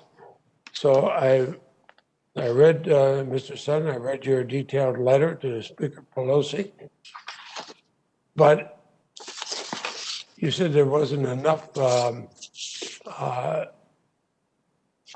intelligence shared, but in your same letter, you stated that the intelligence assessment, I'm quoting here, indicated that members of the Proud Boys, white supremacist groups, Antifa, and other extremist groups were expected to participate in the January 6th event, and they may be inclined to become violent. How much more intelligence do we need than that? Yes, sir, that is correct. That is what the intelligence assessment said. It was very similar to the intelligence assessments that we had for the November and December MAGA marches. The intelligence assessments that we had developed for the January 6th event, all the way up until January 6th, we're all saying very much the same thing, and that's what we had planned for. We had planned for the possibility of violence, the possibility of some people being armed, not the possibility of a coordinated military-style attack involving thousands against the Capitol. Violence and armed strike me as a pretty strong thing. And I would suggest that everybody get together and look at the future, because if you have something that goes on for months, the president calling them, everybody else calling them, I worry that there was not more there. I think until we root out the hate and throw the rioters to the door that day, no fence or tank or barrier is going to provide the safety we need. We want safety, but also talk about Benjamin Franklin, who says, those who give up essential liberty to purchase a little temporary safety deserve neither liberty nor safety. But I know a vote is on, and before I close, I do want to commend Chief Conte for your swift response. You don't have an easy job charged with protecting a city as large as Washington, D.C., and balance the delicate balance with dozens of other law enforcement. But I think that I commend the two chairs and ranking members for holding this hearing. We'll hold more in appropriations, but we're going to look very closely at the request this year and say, what do we do if we have another one of these? I thank you, and I yield back my time. Thank you, Senator Leahy. Chair recognizes Senator Johnson. Thank you, Mr. Chairman. I want to start off by just thanking our law enforcement witnesses for your service. I know there's 2020 is hindsight. It's pretty easy to Monday morning quarterback, and I want to make sure that we guard against doing so. Certainly what I've seen from testimony, it seems like there's a fair amount of thought, a fair amount of due diligence that went into this. So again, I appreciate your service. I also want to say I find the videos, as you said, Chief Sund, sickening, the violence reprehensible, the racial slurs repugnant. And I want to make sure the perpetrators, the people that engage in the violence, are prosecuted to the full extent of the law. I've got a long list of questions, which this format really doesn't lend itself to asking. So what I will be doing is preparing a letter for the committee chair and hoping that they will ask those questions and investigate these issues that I'll be listing. But what I want to do is, in terms of asking some questions, I want to start out by reading excerpts from what I thought was a very interesting eyewitness account by J. Michael Waller. He is a senior analyst for a strategy at the Center of Security Policy. His areas of concentration include political and psychological warfare and subversion. He's a former professor and instructor at the Institute of World Politics at the Naval Postgraduate School. He's a current lecturer at the John F. Kennedy School of Special Warfare Center at Fort Bragg. He wrote this piece titled, "I Saw Provocateurs at the Capitol Riot on January 6th. And he basically arrived on scene about 11:30 from Union Station, and I'll just start reading. At about 11:30, I walked from near Union Station and noticed a small number of Capitol Police dressed in full riot gear with shin guards and shoulder guards. Then I walked up Pennsylvania Avenue toward an empty Freedom Park. He noticed that the speech had broken up, and so a crowd was walking down Constitution Avenue. He joined them at 13th Street. But he said the mood of the crowd was positive and festive. Of the thousands of people I passed or who passed me along Constitution Avenue, some were indignant and contemptuous of Congress, but not one appeared angry or incited to riot. Many of the marchers were families with small children. Many were elderly, overweight, or just plain tired or frail, traits not typically attributed to the riot-prone. Many wore pro-police shirts or carried pro-police black and blue flags. Although the crowd represented a broad cross-section of Americans, mostly working class by their appearance and manner of speech, some people stood out. A very few didn't share the jovial, friendly, earnest demeanor of the great majority. Some obviously didn't fit in, and he describes 4 different types of people: plainclothes militants, agents provocateurs, fake Trump protesters, and then disciplined, uniformed column of attackers. I think these are the people that probably planned this. He goes on, the D.C. Metropolitan Police were their usual professionally detached selves, standing on curbs or at street crossings and exchanging an occasional greeting from marchers. When we crossed 1st Street Northwest to enter the Capitol grounds where the Capitol Police had jurisdiction, I noticed no police at all. Several marchers expressed surprise. The openness seemed like a courtesy gesture from Congress, which controls security. That appearance of low threat level made no sense. Yet no Capitol Police appeared anywhere from what we could see. Now, again, I'm taking these excerpts in order, but there's a lot more to this piece. What looked like tens or even hundreds of thousands of people surged down the avenues as far as one can see, but almost everyone seemed talkative and happy. No police could be seen on the platform for now. No police could be seen anywhere. People kept surging in from Constitutional Avenue, and the plaza quickly filled up and overflowed onto the lawn. Everyone squeezed closer and closer together, with most in high spirits. Some trouble began up in the front, near the base of the inaugural platform itself, but we could not see what was happening. Then something happened at the front of the crowd. It seemed like a scuffle, but from 40 feet back, I couldn't see. People started chanting USA, USA, and other slogans. For a few seconds, I saw what looked like police in a tussle with some of the marchers up front, what appeared to be an organized group in civilian clothes. This organized group are the cell I would call the plainclothes militants. They fit right in with MAGA people. Suddenly, energy surged from the front of the crowd as the anti-riot police, above on the inaugural platform, visibly tensed up. One fired a tear gas canister, not at the plainclothes militants in the front line, but into the crowd itself. Then another. Flash grenades went off in the middle of the crowd. The tear gas changed the crowd's demeanor. There was an air of disbelief as people realized that the police whom they supported were firing on them. "What are you doing? We support you," someone yelled. All of a sudden, pro-police people felt the police were attacking them, and they didn't know why. More tear gas. A canister struck a girl in the face, drawing blood. The pro-police crowd went from disbelief and confusion to anger. I'll stop there. The last 5 pages is titled "Provocateurs Turn Unsuspecting Marchers into an Invading Mob." So I'd really recommend everybody in the committee read this account, and I ask that it be entered into the record. But Chief Sund, I want to ask you, is one of the House managers made a big deal that this was predictable, this was foreseeable, which I don't believe. Do you believe that what happened, the breach of the Capitol, did you believe that's foreseeable and predictable? No, I don't, nor do, if you look at some of our other partner agencies, I think Acting Chief Conti actually made the statement that the breach of the Capitol was not something anybody anticipated, nor do I think some of our federal partners expected it. I don't think Secret Service would have brought up the Vice President if they expected it. Is part of that because of what you'd experienced in the past, what this Mr. Waller experiences? The vast majority of Trump supporters are pro-law enforcement, and the last thing they would do is violate the law? I will say that information I've received from some of my officers where they were trying to prevent people from coming into the building, and people were showing up saying, "Hey, we're police, let us through," and still wanting to violate the law to get inside the building. So, Again, I've got a long, long list. I just want to close with the 2 former Sergeant of Arms. I knew these committees were going to start an investigation. I waited a couple weeks. I didn't see any letter go out, oversight letter, so I wrote my own on the 21st.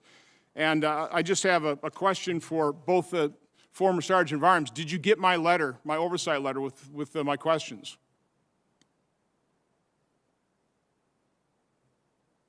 alerting. I did not receive your letter. I left town right after I resigned, but I certainly look forward to working with you and your staff to answer your questions. Okay, well, if you could give us an address, because we sent it to the acting sergeant at arms. That acting sergeant at arms won't even let us know whether they passed that letter along to you. Apparently they didn't. Mr. Stenger, did you receive my letter? I don't recall it, Senator, but it might have come, but I don't recall. I received Chief a Son, lot. one last question for you. Do you regret resigning? Yes, I do, sir. I certainly do regret resigning. I love this agency. I love the women and men of this agency, and I regret the day I left. Well, Mr. Irving, Mr. Stenger, I really wish you'd respond. You know, first of all, look for my letter, and I'd like an answer to that as quickly as possible. Thank you. Thank you, Senator Johnson. We're waiting for Senator Warner and any other member. I see Senator Rosen. Would you like to go ahead? Because you're the first member on. Senator Rosen. Perfect. Thank you very much, Senator Klobuchar, and thank you, everyone, for being here today and springing this hearing. It's much needed, and I think it's the first of many. But I'd like to start off by expressing that my thoughts are with the brave Capitol Police officers. They put their lives on the line to protect us on January 6th, and their heroic actions, like the ones of Eugene Goodman, they redirected those violent rioters away from us. They're going to forever be embedded in our minds. And we know that so many of these courageous men and women, they're really hurting in the aftermath of the insurrection. And I've been particularly heartbroken to hear about the death of Capitol Police Officer Howard Liebengood. He was protecting the Senate since 2005. He was stationed by the door of my Russell office. My prayers are with him, his family, and his loved ones. But, you know, when the insurrectionists, when they came to storm our Capitol on January 6th, they came armed not only with weapons, but also with hate. Mere weeks before International Holocaust Remembrance Day, the world watched in horror as a rioter inside the Capitol proudly wore a Camp Auschwitz shirt as he and others violently pushed forward on the House and the Senate floors. All the while, the rioters, they're waving Confederate flags, they're hanging nooses on the front lawn, they're verbally assaulting a Jewish reporter outside the Capitol, saying, "You are cattle" today. That refers to cattle cars that were used to transport Jews to Nazi death camps during the Holocaust. This violent attack on the Capitol featured followers from the anti-Semitic QAnon conspiracy theory. So, Mr. Conti, on January 4th, Metro Police Department arrested Enrique Chirrillo, leader of the racist anti-Semitic Proud Boys hate group. FBI claims the next day it shared with MPD concrete intelligence about extremist plans for violence on January 6th, including specific threats on members of Congress, maps of the tunnels under the Capitol complex. If MPD was tracking extremist, potentially violent white supremacist activity, then what exactly did you know on January 5th, and why didn't you alert anyone? Thank you for that question. What the FBI sent, ma'am, on January 5th was in the form of an email. I would certainly think that something as violent as an insurrection in the Capitol would warrant, a phone call or something. But as Chief Son mentioned earlier, the information that was sent was uncorroborated information. It was raw information that we had. That we received through the same lines through the JTTF. That information was not fully vetted and had not been sent through the chains of the Metropolitan Police Department. What the Metropolitan Police Department was prepared for was the larger violence and demonstrations that we expected to see in our city. That's fine. I have to ask Mr. Son the same question now. What did you know as of Tuesday night, January 5th? Because I have a follow-up for both of you on this one. So quickly, Mr. Son, what did you know on January 5th? And were you alarmed or not alarmed? What did you expect?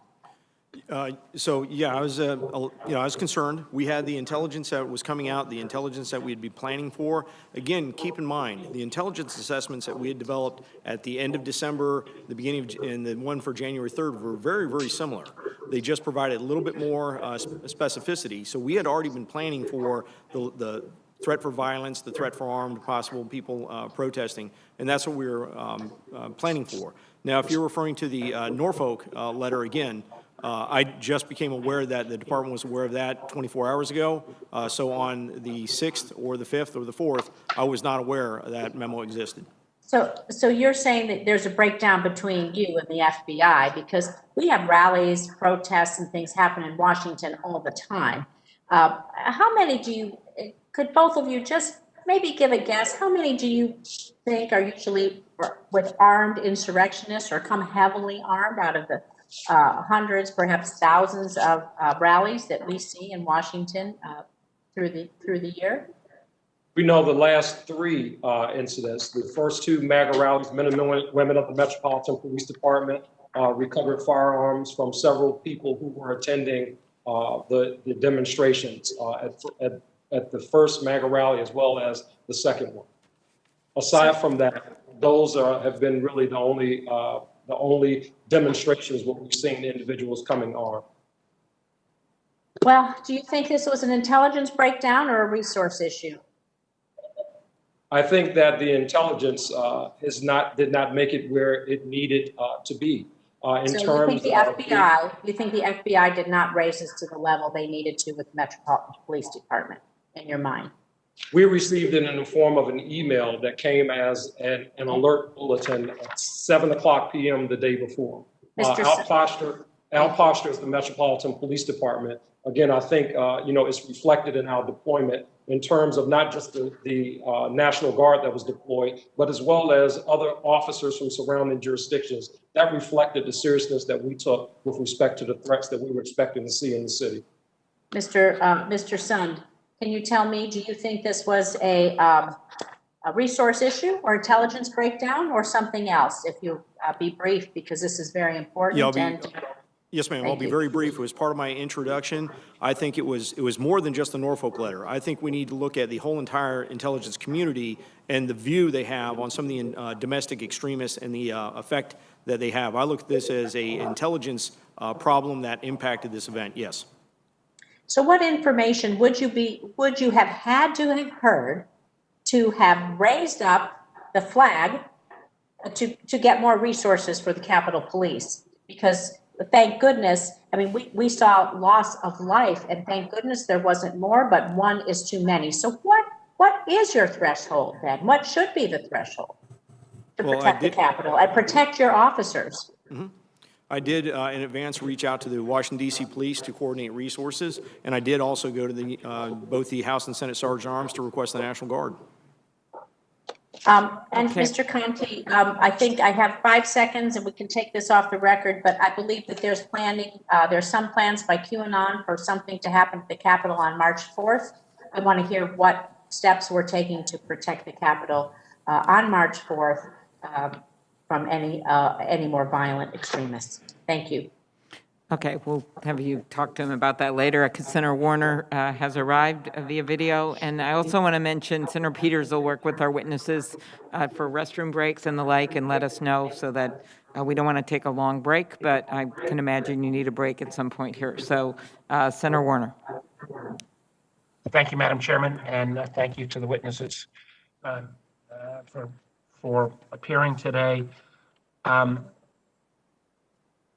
We've talked a little bit about the deployment or lack of deployment of the National Guard. And one of the questions, I guess, Mr. Sund, or frankly, or Chief Conte, the fact that the district did not have the ability to bring the Guard to the table because of, frankly, the fact that they're not a state and Mayor Bowser is not treated, I think, in a totally fair fashion in this. This may be outside your lane, but her inability to bring the Guard to the table, and actually any of you on the panel can answer this, that to me is a reflection of the disempowerment of the district. On a going forward basis, at least in terms of being able to deploy the Guard, shouldn't the mayor of the District of Columbia have the ability to do that without all the additional hurdles they have to go through in terms of federal checklist? Yes, I absolutely agree with that. Does anybody else want to answer on that question as well? Yes, sir. I'm happy to add in. I think we have an established process for the Capitol Police to make the request through the Capitol Police Board that is also equally as effective. Well, again, I feel like the long-term discrimination against the district, we've seen it in some of the COVID legislation where they did not receive the same kind of level of support that other states did. We saw it play out real time in terms of on January 6th, the hurdles from the previous administration. I actually have concerns whether the deployment of the Guard was affirmatively slowed down. I hope that we in the Congress will, as a supporter of DC statehood, I'd like to see that move forward, but even short of that, trying to ensure that the mayor has appropriate powers going forward.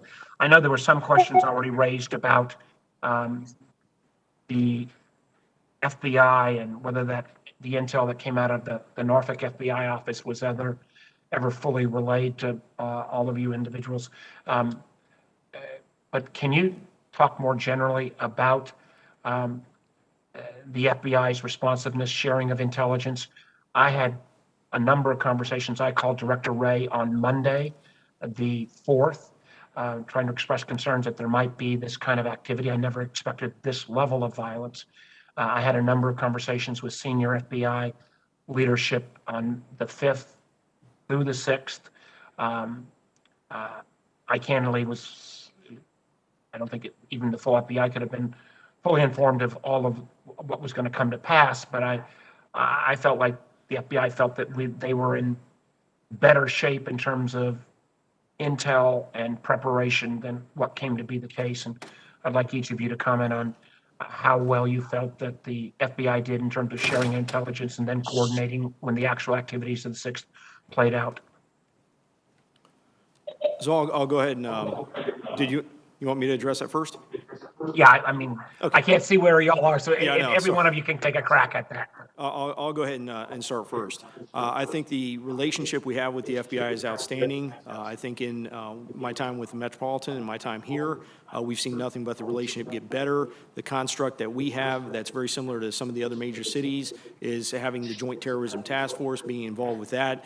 The information we're getting in is good. I think the process and having, like I said earlier, the wider lens of what information is being collected, maybe looking at the agencies that are consumers of their information and what their intelligence collection requirements are is something that we need to look at. But I think, getting that information in and then having it processed and pushed forward in an effective manner is something we need to look at. I would say on the 6th, when this started happening, immediately the FBI, as being a partner of ours, established a process where with Capitol Police and FBI Police, we can begin to analyze video footage, analyze other evidence, to begin going out and making arrests of the individuals that had created the insurrection of the Capitol.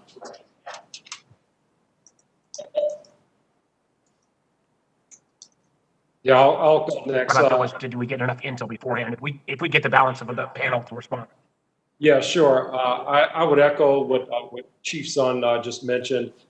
We've had a great working relationship with the FBI. I think it's a whole of intelligence approach, not specifically just the FBI. When we have something as significant as what occurred here at the U.S. Capitol, if there's information, specific information out there that our government is responding to, I would think that something of that nature would rise to the level more than just an email that's sent to law enforcement agencies. That should be a larger, more involved conversation about specifics, not just some of the unvetted raw information that's out there. We see a lot of that, but I think it's more of a whole intelligence approach, not specifically the FBI. They are great partners to the Metropolitan Police Department.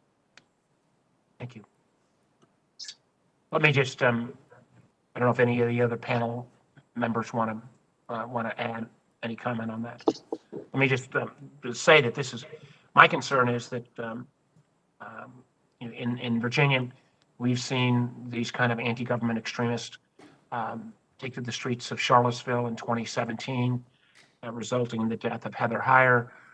We see the same kind of groups come to the forefront on January 6th. I think this is an ongoing threat to national security.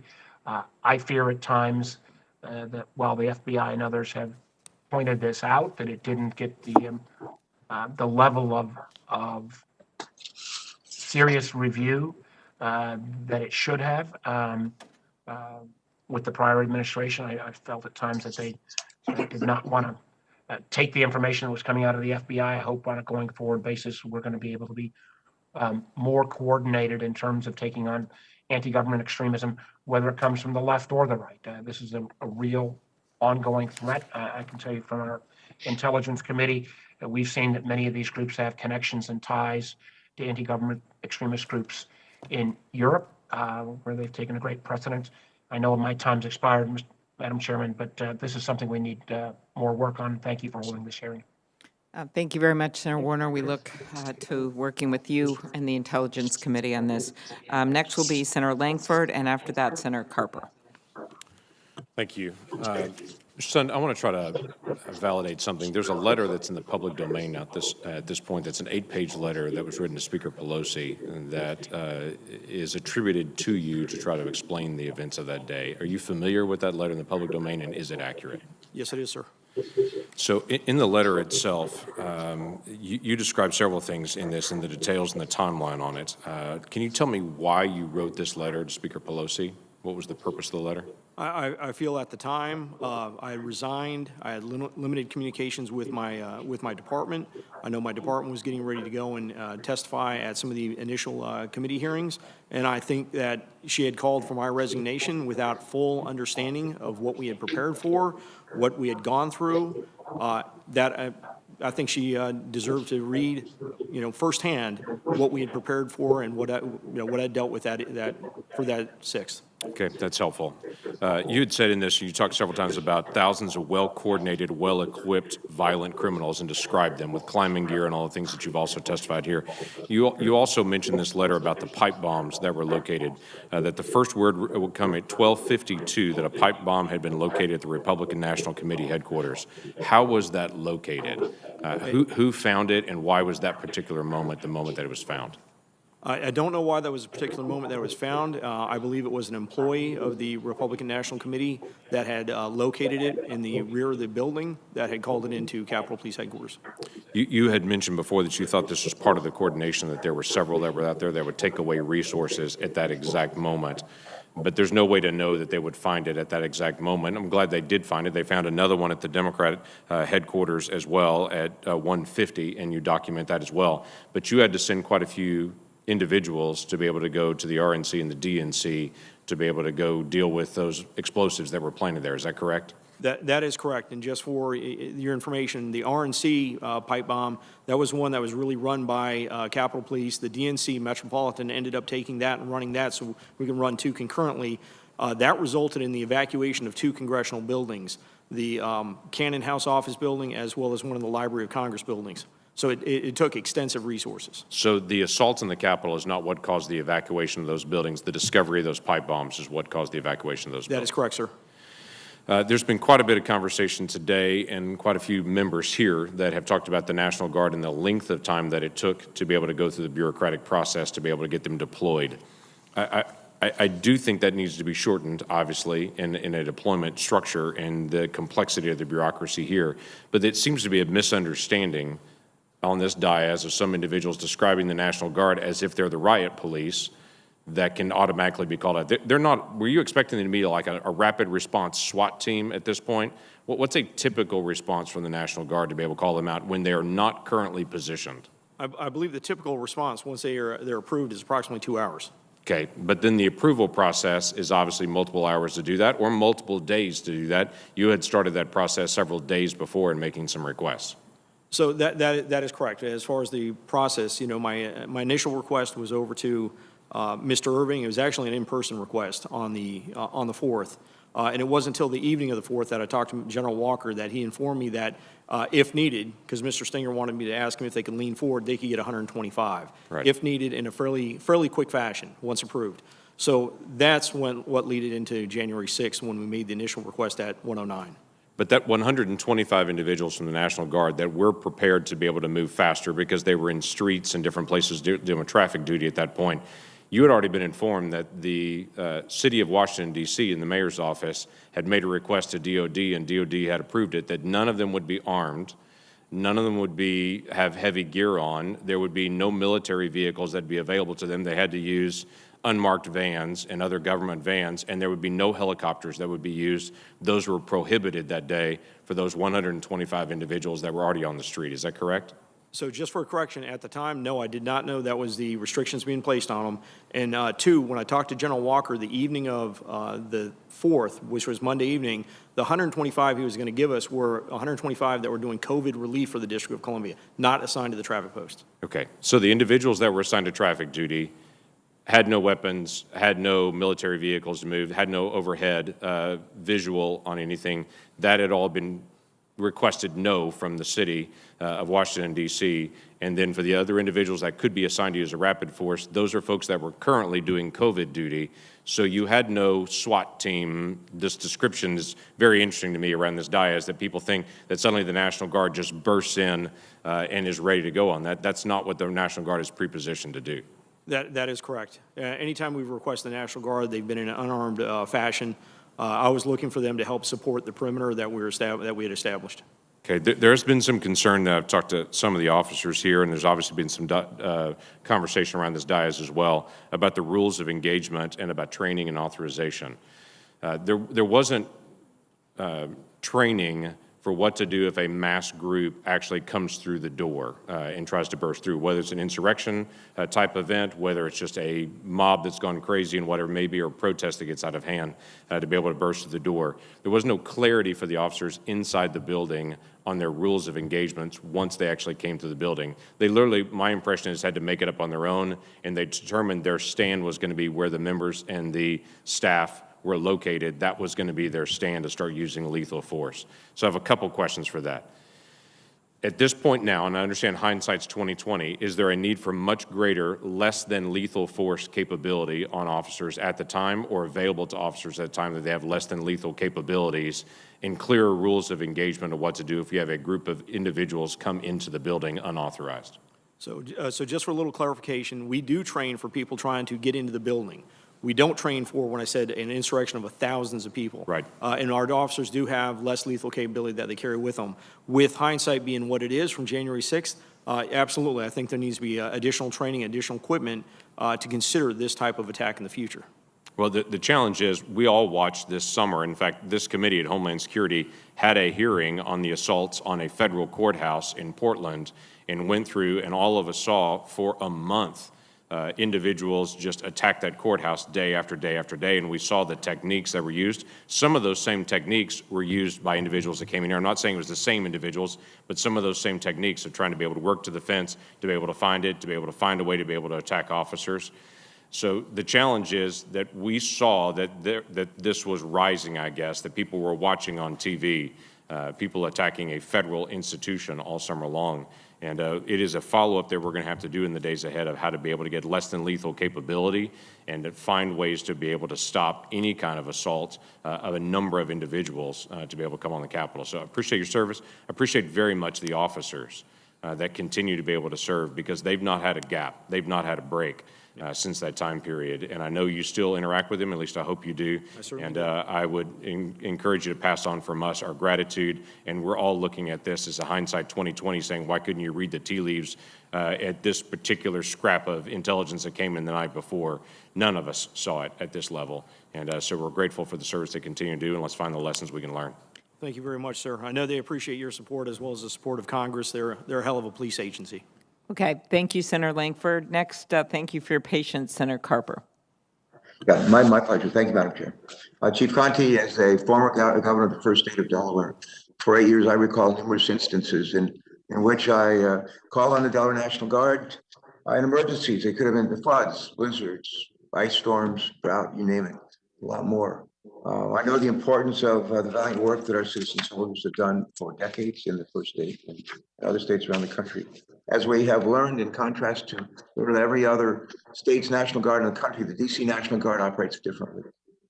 And I'm convinced if someone had been able to activate the DC National Guard and have 1,000 or 2,000 guardsmen and women deployed at the Capitol in a timely way on the 6th of January, this death and destruction would not have occurred. The leader of unlike all the states of the 50 states that we have, the leader of the District of Columbia is not empowered to activate the DC National Guard during an emergency. That's one of the reasons why I've worked for years with Congresswoman Eleanor Holmes Norton in support of legislation to admit Washington, D.C. as our 51st state and to provide equal rights to the Americans who make this community of over 700,000 people their home. Here's a question, Chief Conti, in your testimony, you highlight that a request for DC National Guard assistance at the U.S. Capitol on January 6th would have had to have been made by the U.S. Capitol Police with the consent of the U.S. Department of Defense. Can you just take a minute to explain that process and why Mayor Bowser is not able to request DC National Guard assistance when federal installations and property as well as human lives are threatened in the district that she leads? Please go ahead. Yes, thank you for the question. Yeah, so the mayor does not have full authority over the National Guard to include their activation or deployment. When the mayor, we make a request as the District of Columbia, we make a request, we send that to the federal government. Ultimately, the Secretary of the Army receives that request. There's a whole approval process that request has to go through in order for National Guard resources to be deployed to the District of Columbia. Unlike governors in other states who are able to activate their National Guard without going through those approval processes and receiving approval from the highest level of the federal government. That just does not have to take place in other states. So a real hindrance to us in terms of response and the ability to call them up.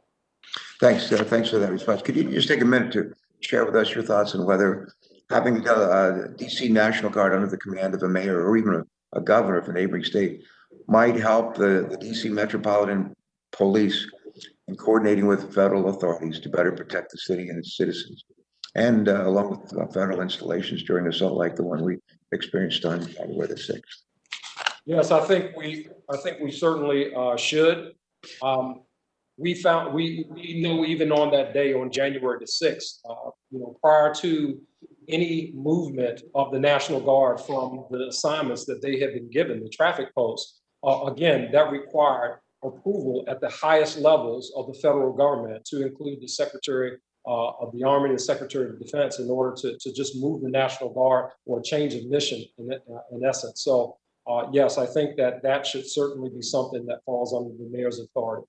All right, thanks so much. A question, if I could, for Mr. Sun. Mr. Sun, in your testimony, you state that the events of January 6th were not the result of poor planning on behalf of the U.S. Capitol Police, but rather a lack of actionable intelligence that would have allowed let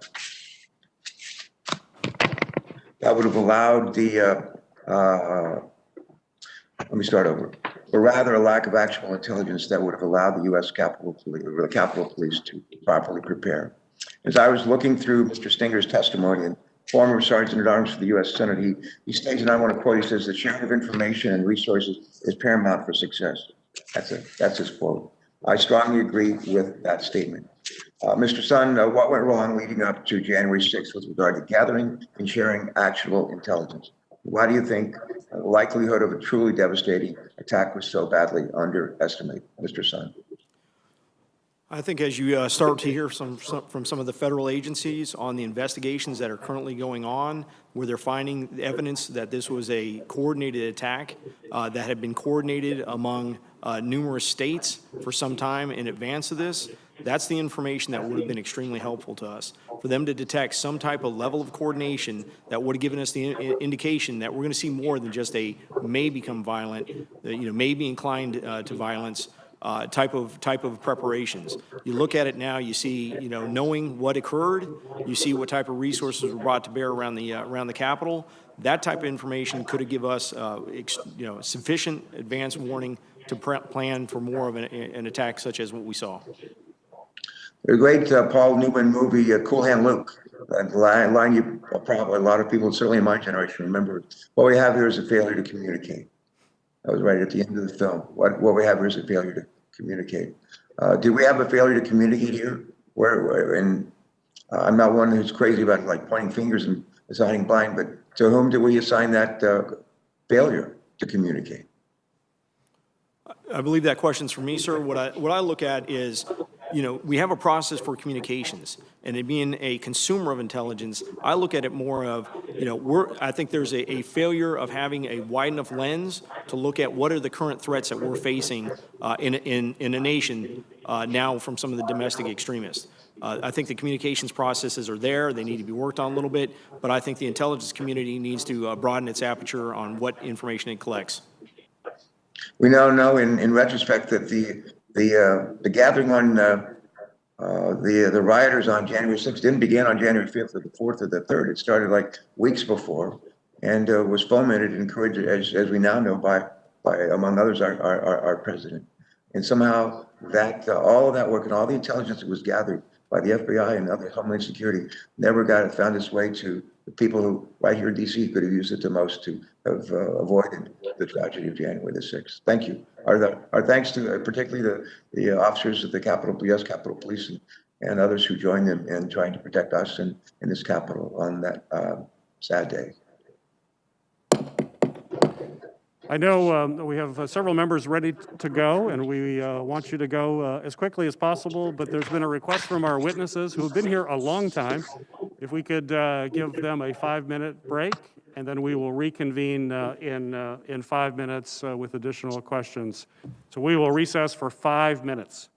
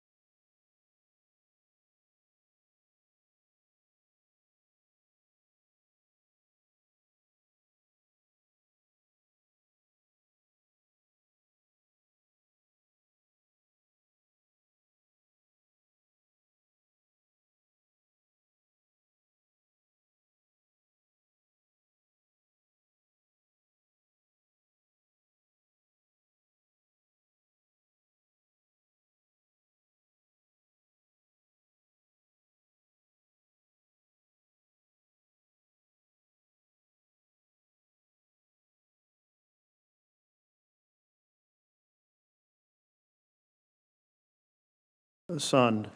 On January 4th, MPD arrested the leader of the Proud Boys for destruction of property and possessing high-capacity firearm magazines. And on the following day, on January 5th, the FBI issued a report through the Joint Terrorism Task Force, which includes going to the U.S. Capitol Police. And that report noted that on far-right media, the threats included things such as, the comments such as, be ready to fight. Congress needs to hear glass breaking, doors being kicked in, blood from their BLM and Antifa, slaves, soldiers being spilled. Get violent. Stop calling this a march or a rally or a protest. Go there ready for war. We get our president or we die. Nothing else will achieve this goal.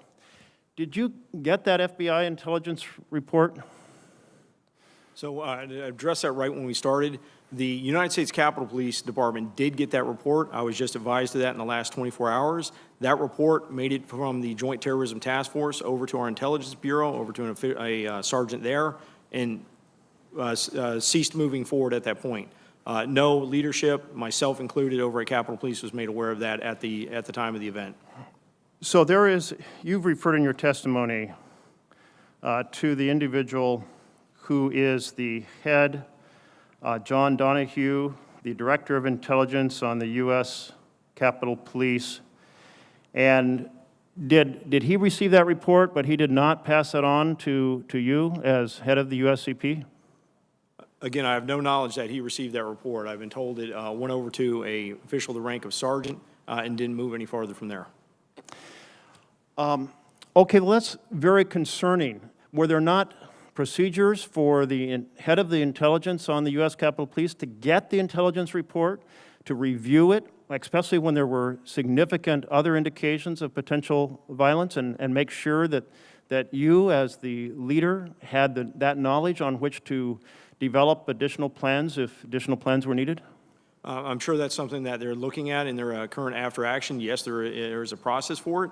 But again, that's, as I mentioned before, that was raw intelligence that was coming in. And again, taken in consideration with everything else, none of the other intelligence was showing that we're looking at this type of a broad insurrectionist type of event with thousands of armed, coordinated individuals. I know you're saying that the folks are looking at that now. But my question was, did you have a procedure for important intelligence to be brought directly to your attention, and did that system break down? And that's why you did not see the warnings about blood being spilled, get violent, call, be ready to come and die. Yes, there is a process in place to make sure that critical, important information is brought up to the leadership. Again, that was something that would have gone through the development and the analysis of that information. Okay, so you're saying the intelligence side of U.S. Capitol Police failed to get that into your hands. Let me turn to rules of engagement. So officers are out there, and there's an expanded perimeter which you've referred to, and you have those kind of perimeter fence that look like bike racks. And in a normal situation, those tell peaceful protesters this is where you stop. Was there any sort of discussion or training about what to do if protesters started picking those things up and opening holes in that perimeter?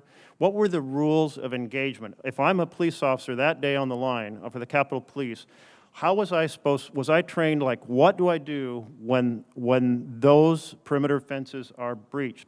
Do I use spray? Do I use a stun gun? Do I use tear gas? Do I have a clear sense of exactly how I'm supposed to respond?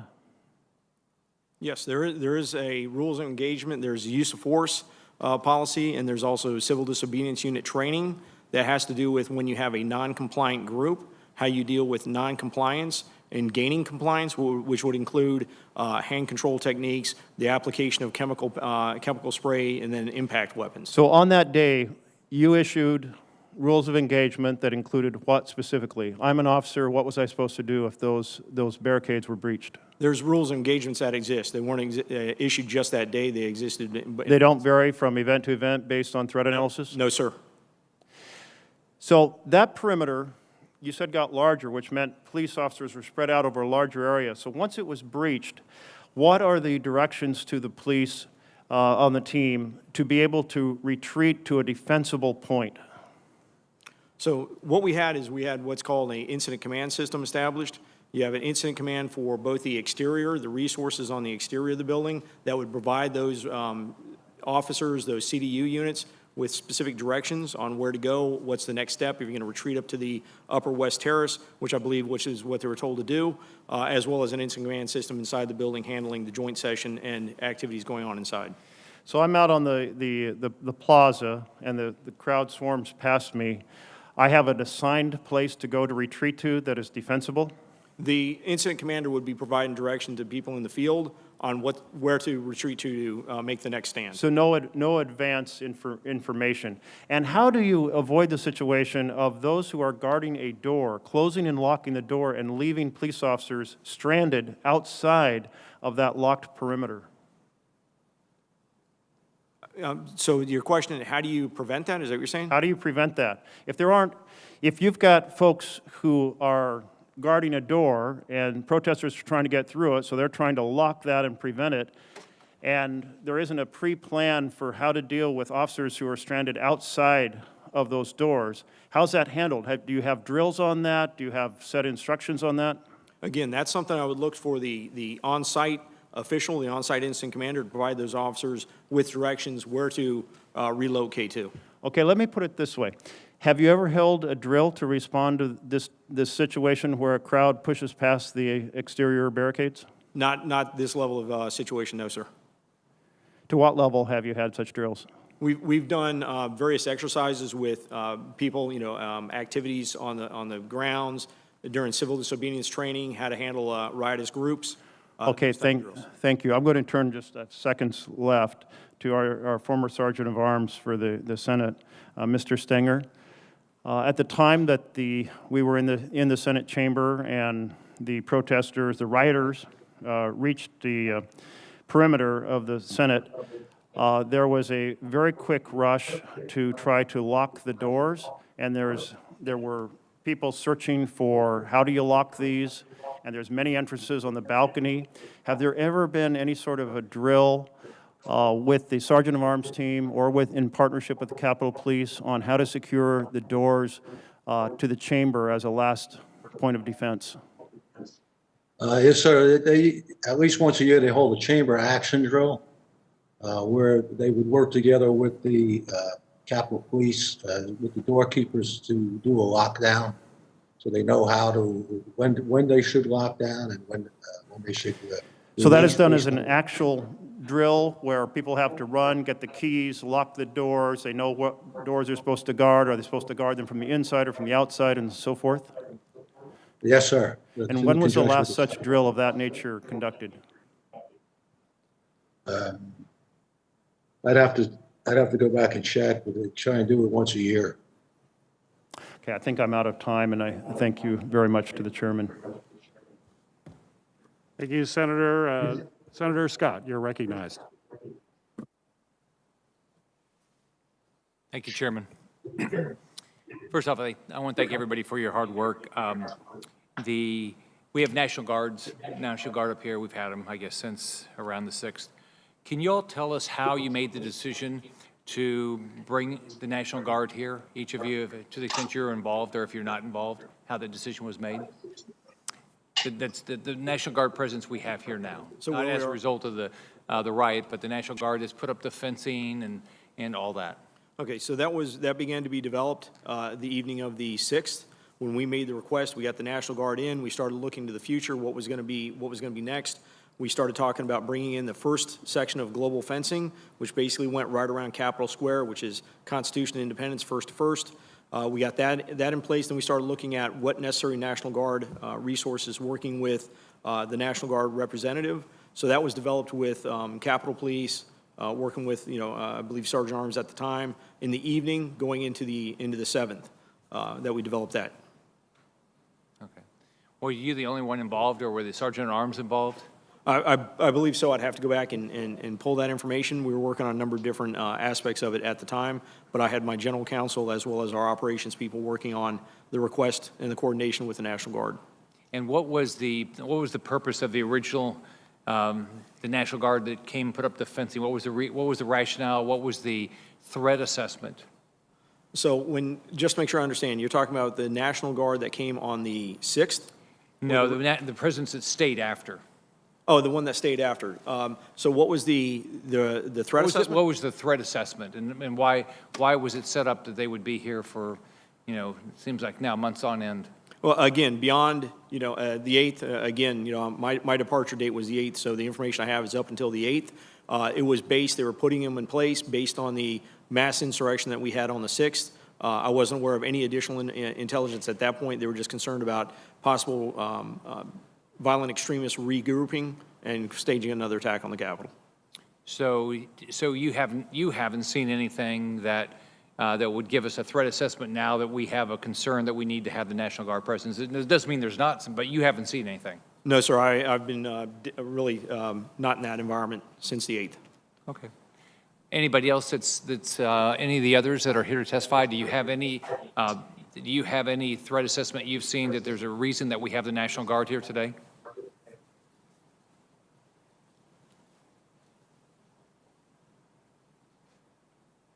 Is that a no from everybody? No one has any idea why we have the National Guard here? This is Chief Conte. Yeah, my guess is in response to all the things that have happened. But to your question specifically about specific intelligence, I have not personally seen anything that would suggest that. And are you involved in the decision at all of why the National Guard's here? No, sir, I am not. And they've not shared any threat assessment with you at all with regard to why the National Guard's here? That has not been shared with me, no. Does that surprise you? I can't say that I'm really surprised. Quite frankly, we have talked about intelligence in terms of what we expect to see in the city. There are several law enforcement calls that take place between the Metropolitan Police Department and other federal partners. But again, the Capitol Police and that structure there, it's something that they're not beholden to the mayor of the District of Columbia or anything like that. So we exchange the information that we have, but again, I just have not seen anything specifically from them that suggests the fence still being the way that it is now.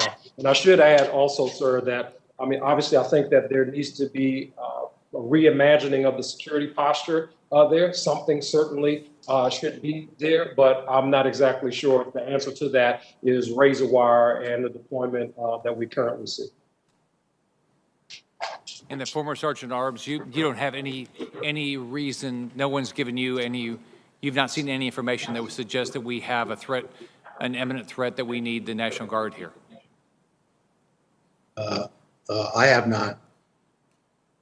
And I have not either. I resigned on the 7th and have been gone since, so I have no information. Okay.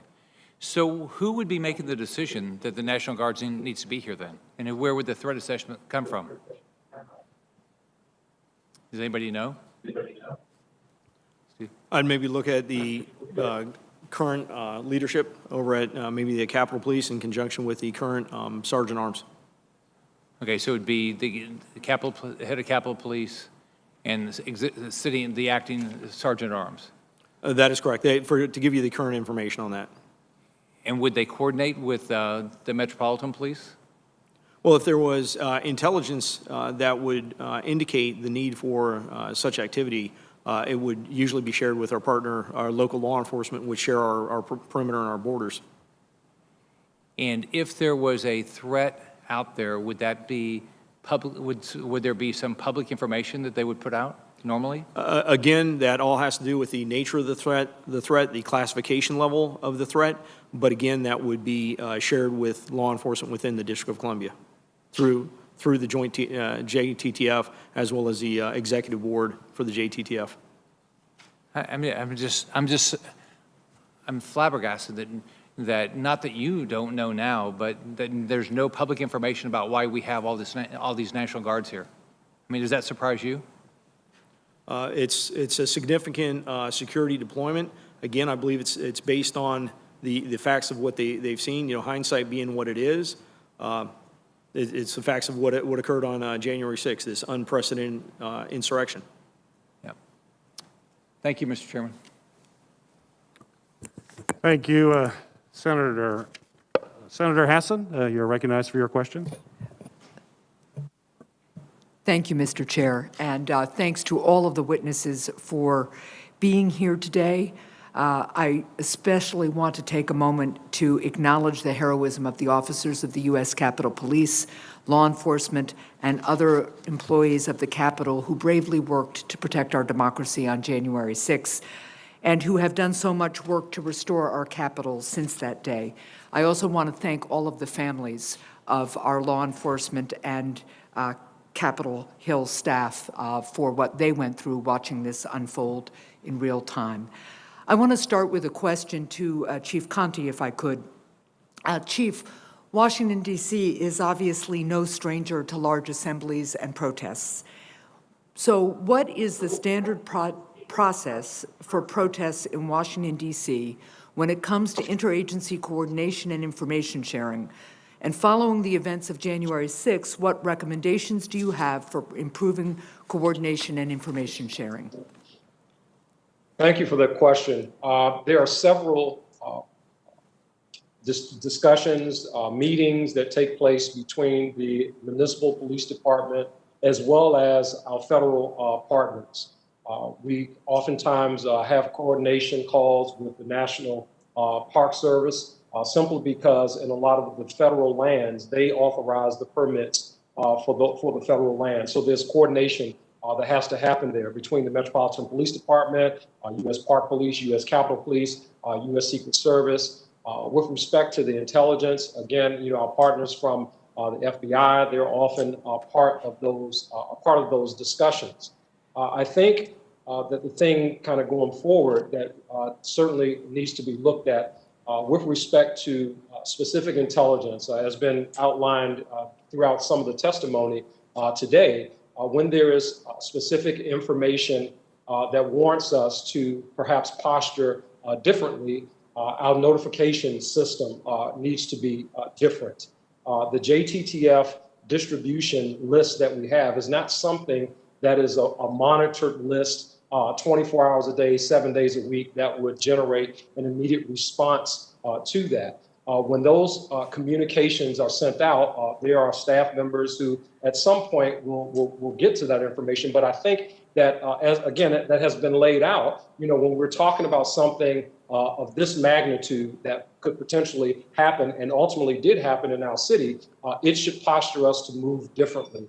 Perhaps with convening phone calls, immediately and not, counting on an email or something, making it through the chain, to the levels that it needs to make, for other decisions to be made.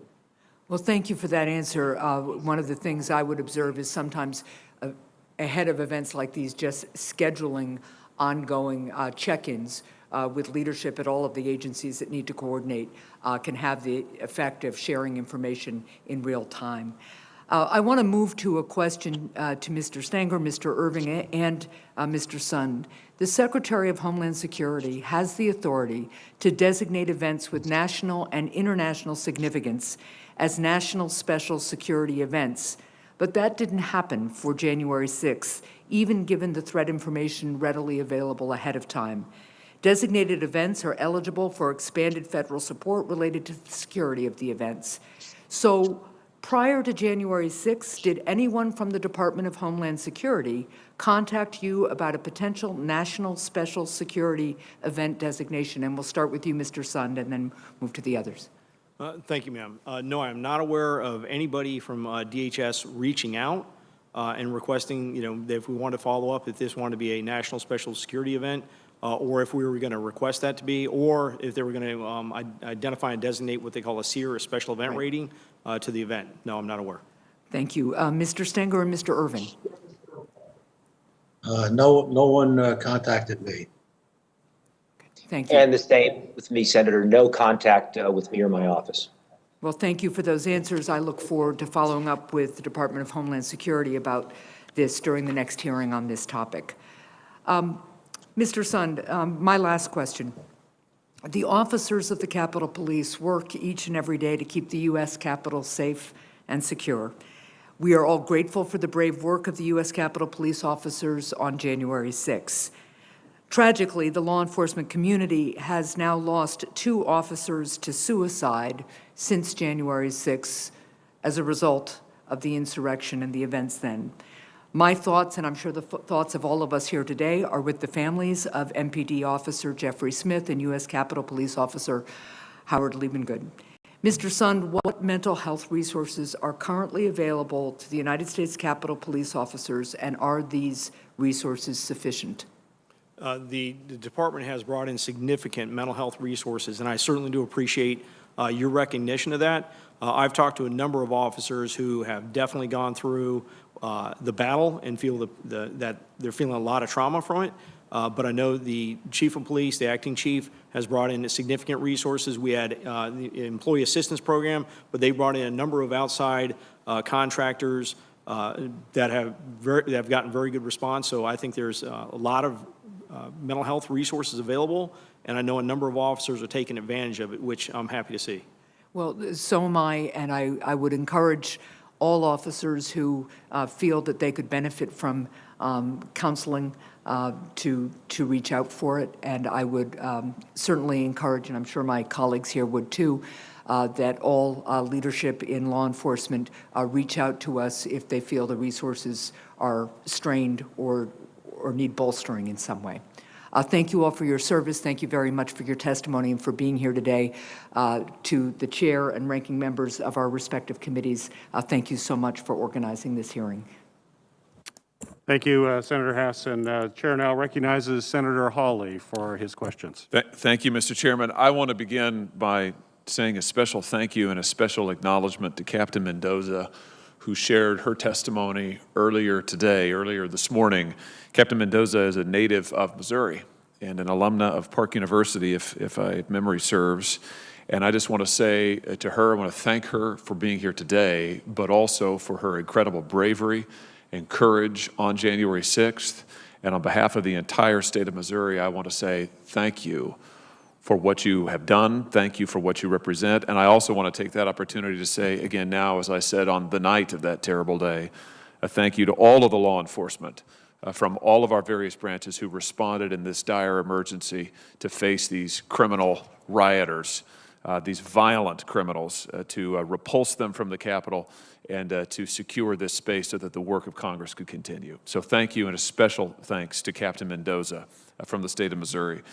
Mr. Sund, if I could just return to the question about the National Guard activation. I'm a little bit confused about the timeline here, and I want to ask you, Mr. Irving, some questions just so I can get this clear in my own head. I'm looking at your written testimony. You testified that you spoke with Mr. Irving at 1:09, actually both of the sergeants at arms, at 1:09 p.m. Now, I understand there's a little bit of dispute about the timeline here, but you do say that Mr. Irving advised you that he needed to run it, namely the request for the National Guard, he needed to run it up the chain of command. Have I got that right? That is correct, sir. Okay, Mr. Irving, could I just ask you, when Mr. Sund says that you told him you needed to run it up the chain of command, to whom were you referring there? Senator, I do not recall a phone call at 1:09 when I was on the floor of the House during the Electoral College session. My phone records do not reflect a telephone call at that time. And had I received a call at that time, I had everyone with me. I had Mr. Stenger, leadership. We would have approved it immediately. So I have no recollection of that call, and neither do I have a record of it. You say, I think, that you spoke with Mr. Sund later at approximately 1:30. Is that right? That is correct, after I left the floor. And on that call, he had indicated to me that conditions were deteriorating and that he might be making a request at a later time. Okay, and did you then say that you needed to run it up the chain of command, or words to that effect? No, not to my recollection. I notified leadership, and I went to Michael Stanger's office to receive updates from Mr. Sund as to conditions outside and to determine whether he needed to make a request or not. And when the request was made, shortly after 2, we approved it. And when you say we, who's we? We approved it. I was in Michael Stanger's office, so next to Mr. Stanger. And so you did not consult congressional leadership. You weren't waiting at any point for input from congressional leadership. Is that your testimony, Mr. Irving? Have I got that right? Yes, I advised them, as we would do with many security protocols. But you weren't waiting for them at any point. There was no delay, you're saying, in getting National Guard requests because you didn't at any point actually wait for the input of the Speaker or the Majority Leader or anybody else. No, absolutely not. Mr. Sund, is that your recollection? My recollection was at 1:09, while I was sitting in the command center watching things rapidly deteriorate, I made a phone call. The phone call was made in the presence of, I believe, both my assistant chiefs and possibly my general counsel, at which time I made the initial request that we need to activate the National Guard. The situation's bad on the West Front. I followed up at 1:22 to check on the status of the request. Okay. One of the things I'm trying to get clear on here is who would constitute the chain of command. Now, it sounds like Mr. Irving is saying that he actually never made that statement and he didn't consult anybody else. I mean, my understanding is from the statute, 2 U.S.C. Chapter 29, Section 1970, that in an emergency situation, I would think that this would qualify, that the Capitol Police Board does not have to consult with members of the Senate or House leadership in order to make a request for deployment of the National Guard or a request of other executive departments and executive agencies. So it would seem strange to me that there was any talk about a chain of command that would involve anybody other than the Capitol Police Board, given the statute. But there seems to be some confusion about the basic facts and who asked for what when. Let me just ask you this, Mr. Sund. On Monday, January the 4th, you've testified that you approached the House and Senate Sergeant-at-Arms to request the assistance of the National Guard, and Mr. Irving stated that he was concerned about the optics of having the Guard deployed. Is that right? Am I remembering that correctly? That is correct, sir. On the 4th, it actually wasn't a phone call. It was an in-person visit over to his office where I went in and requested the National Guard. And Mr. Irving, could you just clarify when you use the term optics, and maybe your recollection is you didn't, so maybe you could speak to that. Did you talk about being concerned about the optics of the National Guard? And then could you just elaborate on what you meant by that? Again, this is Monday, January the 4th now. Yeah, on Monday, January the 4th, Senator, safety was always the deciding factor in making security plans. And the issue on the table was whether the intelligence warranted troops at the Capitol. And the conversation with Mr. Sund was not, I did not take it as a request. He was merely informing me that he had received an offer from the National Guard. And then when we included Mr. Stanger, the three of us discussed the specific issue as to whether the intelligence warranted the troops, and the answer was no. It was a collective answer, no. And then Mr. Stanger put forth his recommendation to have them on standby, and my recollection was Mr. Sund was very satisfied with that. In fact, he briefed the following day that he was satisfied, and I heard no concern anytime thereafter. Were you concerned, this use of the word optics, the appearance, what it would look like to have the Guard, this is what Mr. Sund has testified was a concern on January 4th, that there was a reluctance to request assistance because of the appearance. Was there something that what's the appearance that you were concerned about, Mr. Irving, if indeed you were? Were you concerned that having the Guard present would look like it was too militarized? Were you concerned about the criticism of the Guard being deployed in Washington during rioting earlier this summer, the summer of 2020? Would just give us some insight into your thinking there as you recall it. Senator, I was not concerned about appearance whatsoever. It was all about safety and security. Any reference would have been related to appropriate use of force, display of force, and ultimately the question on the table when we look to any security asset is, does the intelligence warrant it? Is the security plan matched with the intelligence? And again, the collective answer was yes. Mr. Chairman, could I just ask one final question? Yes. Thank you. Madam Chair, thank you. Speaker Pelosi has asked retired Lieutenant General Russell Honore to lead an immediate review of Capitol security in light of the attack. The general has said that the leadership of the Capitol Police, that'd be you, Mr. Sund, and both of you gentlemen, the House and Senate Sergeants at Arms, he's criticized you for, and I'm quoting now, the appearance of complicity during the attack, and also said that you were potentially undertook complicit actions. Those are his words during the attack. Mr. Sund, were you complicit in this attack on January 6th? Absolutely not, sir. I've heard those comments as well, and I think it's disrespectful to myself and to the members of the Capitol Police Department. Mr. Stinger, were you complicit in the attacks on January 6th?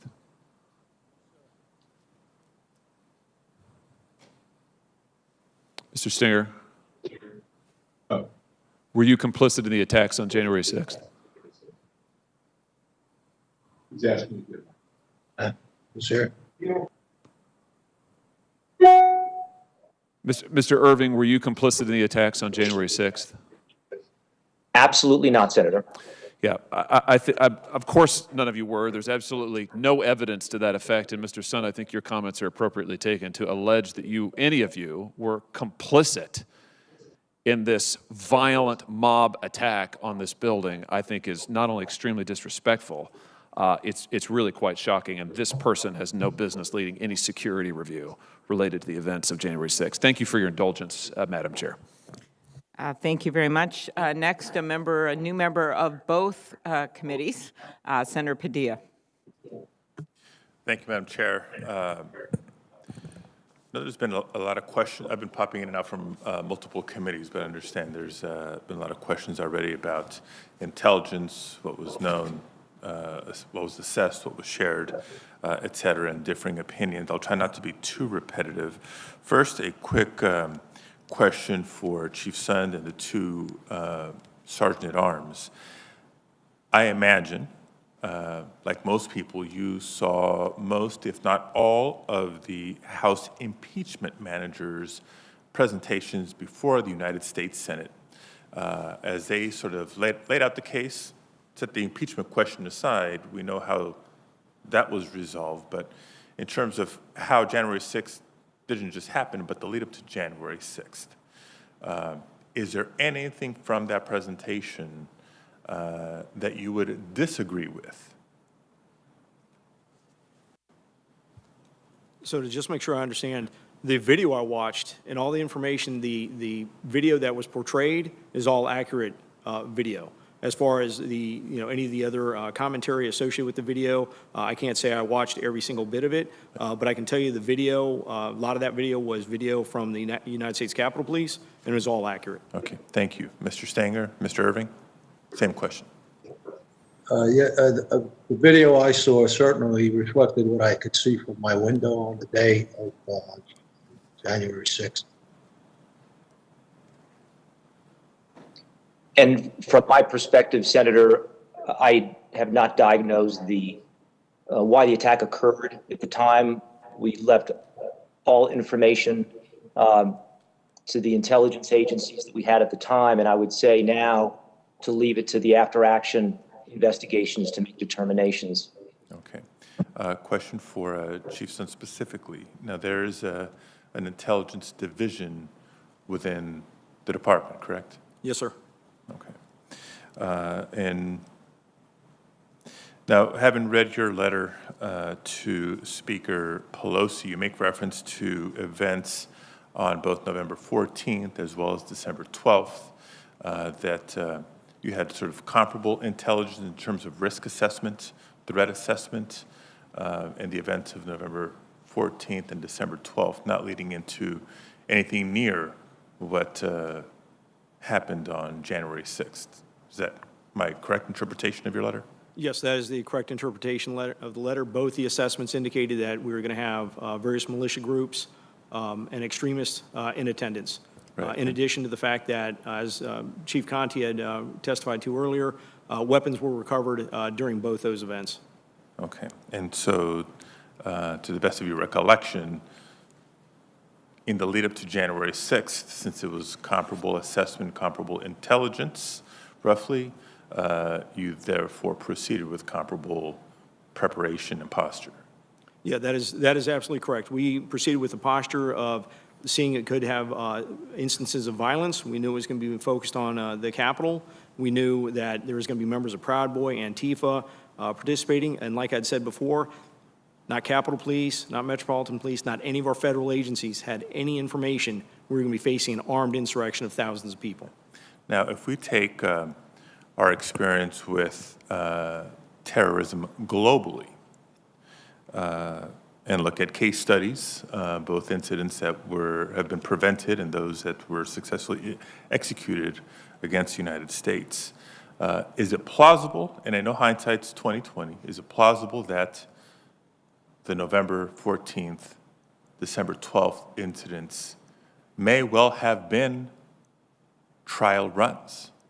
The very extremist organizations you've referenced involved with the organizing and participation of November 14th, December 12th, to gain counterintelligence on how you and your partner agencies would be planning and preparing for such incidents. Well, as you rightly point out, when you look at some of the terrorist attacks that have occurred, there has been pre-planning, there has been pre-surveillance, pre-collection of intelligence on the security features.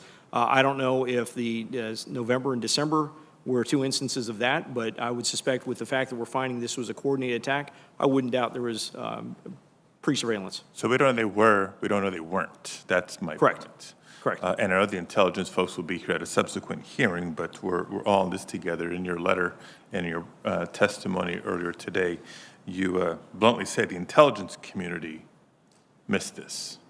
That is correct, sir. That's the way I feel. Now, who was Commander-in-Chief on December 6th? When you say Commander-in-Chief? Who was the President of the United States?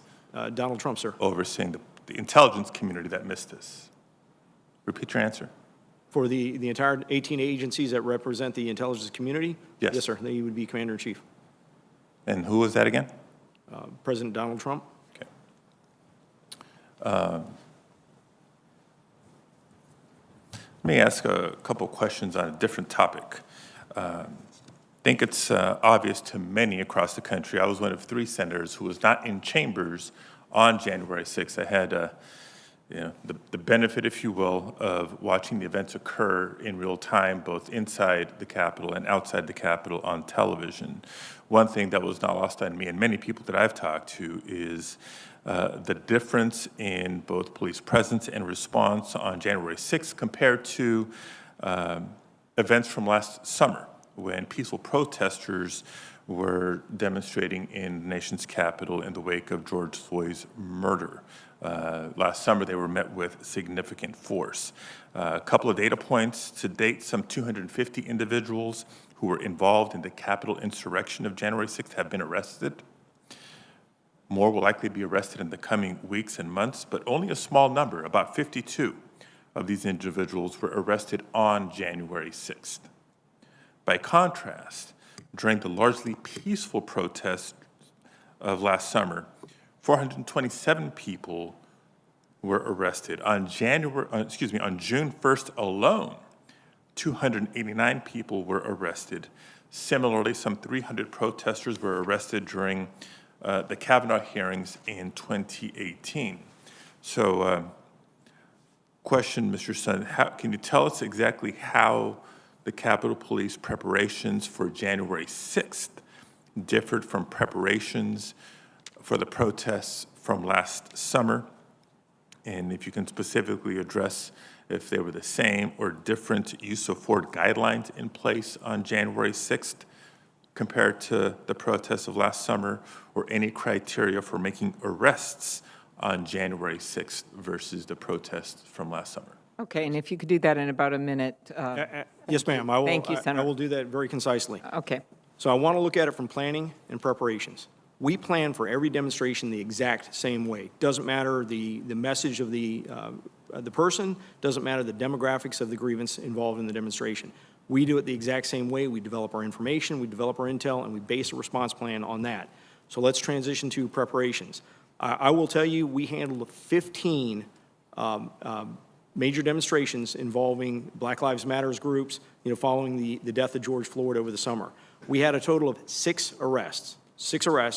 No use of less lethal capabilities, no use of lethal force capabilities. The events, everything that we put into place for January 6th far exceeded any planning that we did for any events in 2020. With the full activation of the department, the size of the perimeter that we expanded, the deployment of additional protective equipment, the deployment of less lethal and the application of less lethal, with far exceeded anything, any other event that I can recollect on the nation's capital. So I'll just leave it at that. We Thank you. provided and prepared much more. Thank you. We're going to go, and thank you, Senator Padilla. We're going to go to Senator Haggerty and then to Senator King, who's been very patient and been on with us online quite a while. Senator Haggerty. Thank you, Chairman Klobuchar. Thank you very much for having us here today and for holding this hearing. I want to begin by thanking all of the law enforcement officers that are represented here today. You and your families, thank you for your sacrifice, and certainly my heart goes out to those families and their loved ones who lost their lives in this.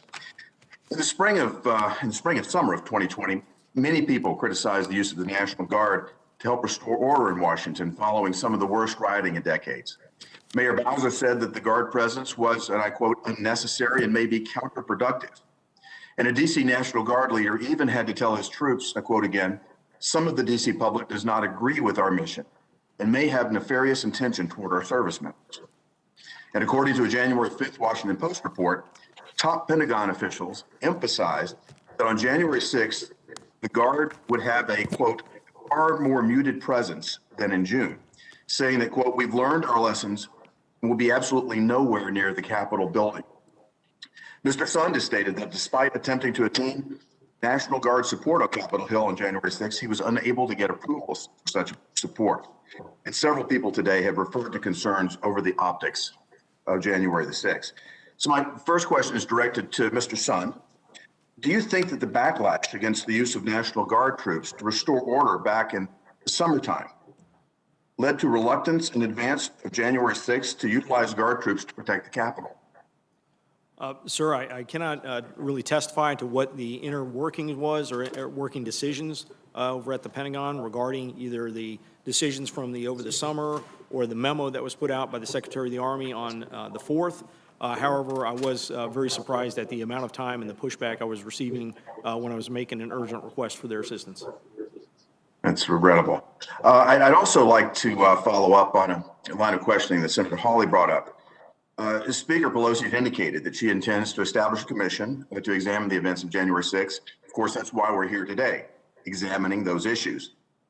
Speaker Pelosi has also appointed a retired Army Lieutenant General, Russ Honoré, who is going to lead the investigation of what happened.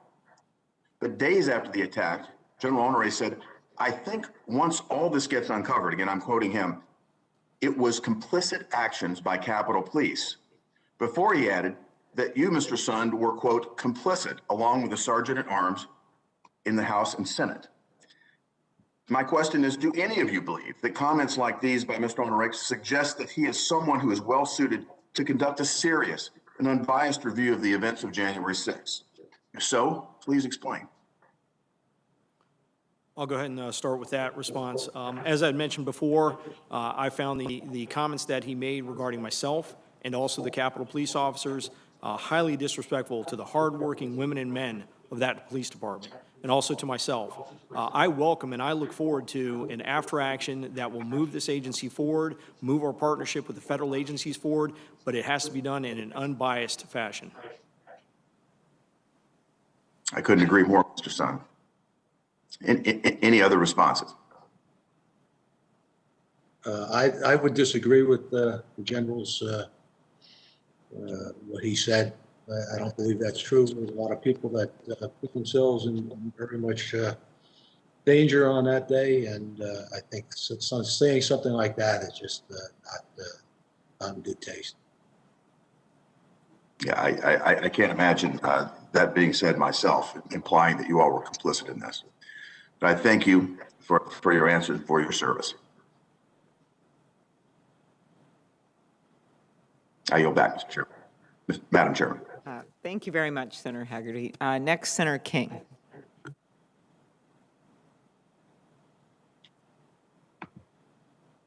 You may be muted, Senator King. No, I got it. Okay, great. Thank you, Madam Chair. And I want to thank the witnesses first for their patience this morning and their thoroughgoing answers. This has been a long hearing, and I really appreciate it. And I appreciate the fact that although you all are no longer, other than the chief in Washington, no longer in your positions, you've come forward to give us the benefit of your observations. It seems to me one of the clear, and I'm not going to plow this ground again, but one of the clear pieces of information we've learned today is an intelligence failure. Not necessarily a failure of intelligence, but a failure to communicate intelligence. And I think that's something that we all need to think about, and you can be very helpful to us in suggesting what should be the chain of communication in terms of intelligence. You can't adequately prepare if you don't have the information, and it clearly seems to me there were some failures. Chief Sund, I have a specific question for you, and it's more forward-looking, but I'd appreciate your insights. The question is, how do we protect the Capitol from either an angry mob or, probably more likely, one or two or three malignant actors without turning it into a fortress? How do we allow the American people to go in the rotunda, to tour the Capitol, to picnic on the grounds, to play with their kids? That it seems to me that going forward, that's really one of the challenges. We want security, but we don't. I would hate to see the U.S. Capitol turned into a fortress.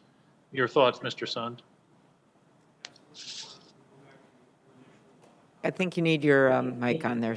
Thank you. There we go, ma'am. Thank you very much. I'll go back to your original comment with the intelligence and the communications. I think we have the process in place for when we have credible intelligence, especially high-level credible intelligence, to quickly get to where it needs to be. I think my big concern is, on the collection, on how wide we're casting the net to collect our intelligence that would have revealed this was coming, and we are facing this type of mass insurrection. I definitely want to say the Capitol Police is well-versed, well-trained on handling what you're talking about, a Mumbai-style attack. A couple of, attackers armed, active shooter events, things like that. Those are the type of events that we are ready for. It is the thousands of people that are storming the Capitol that creates a big issue with us.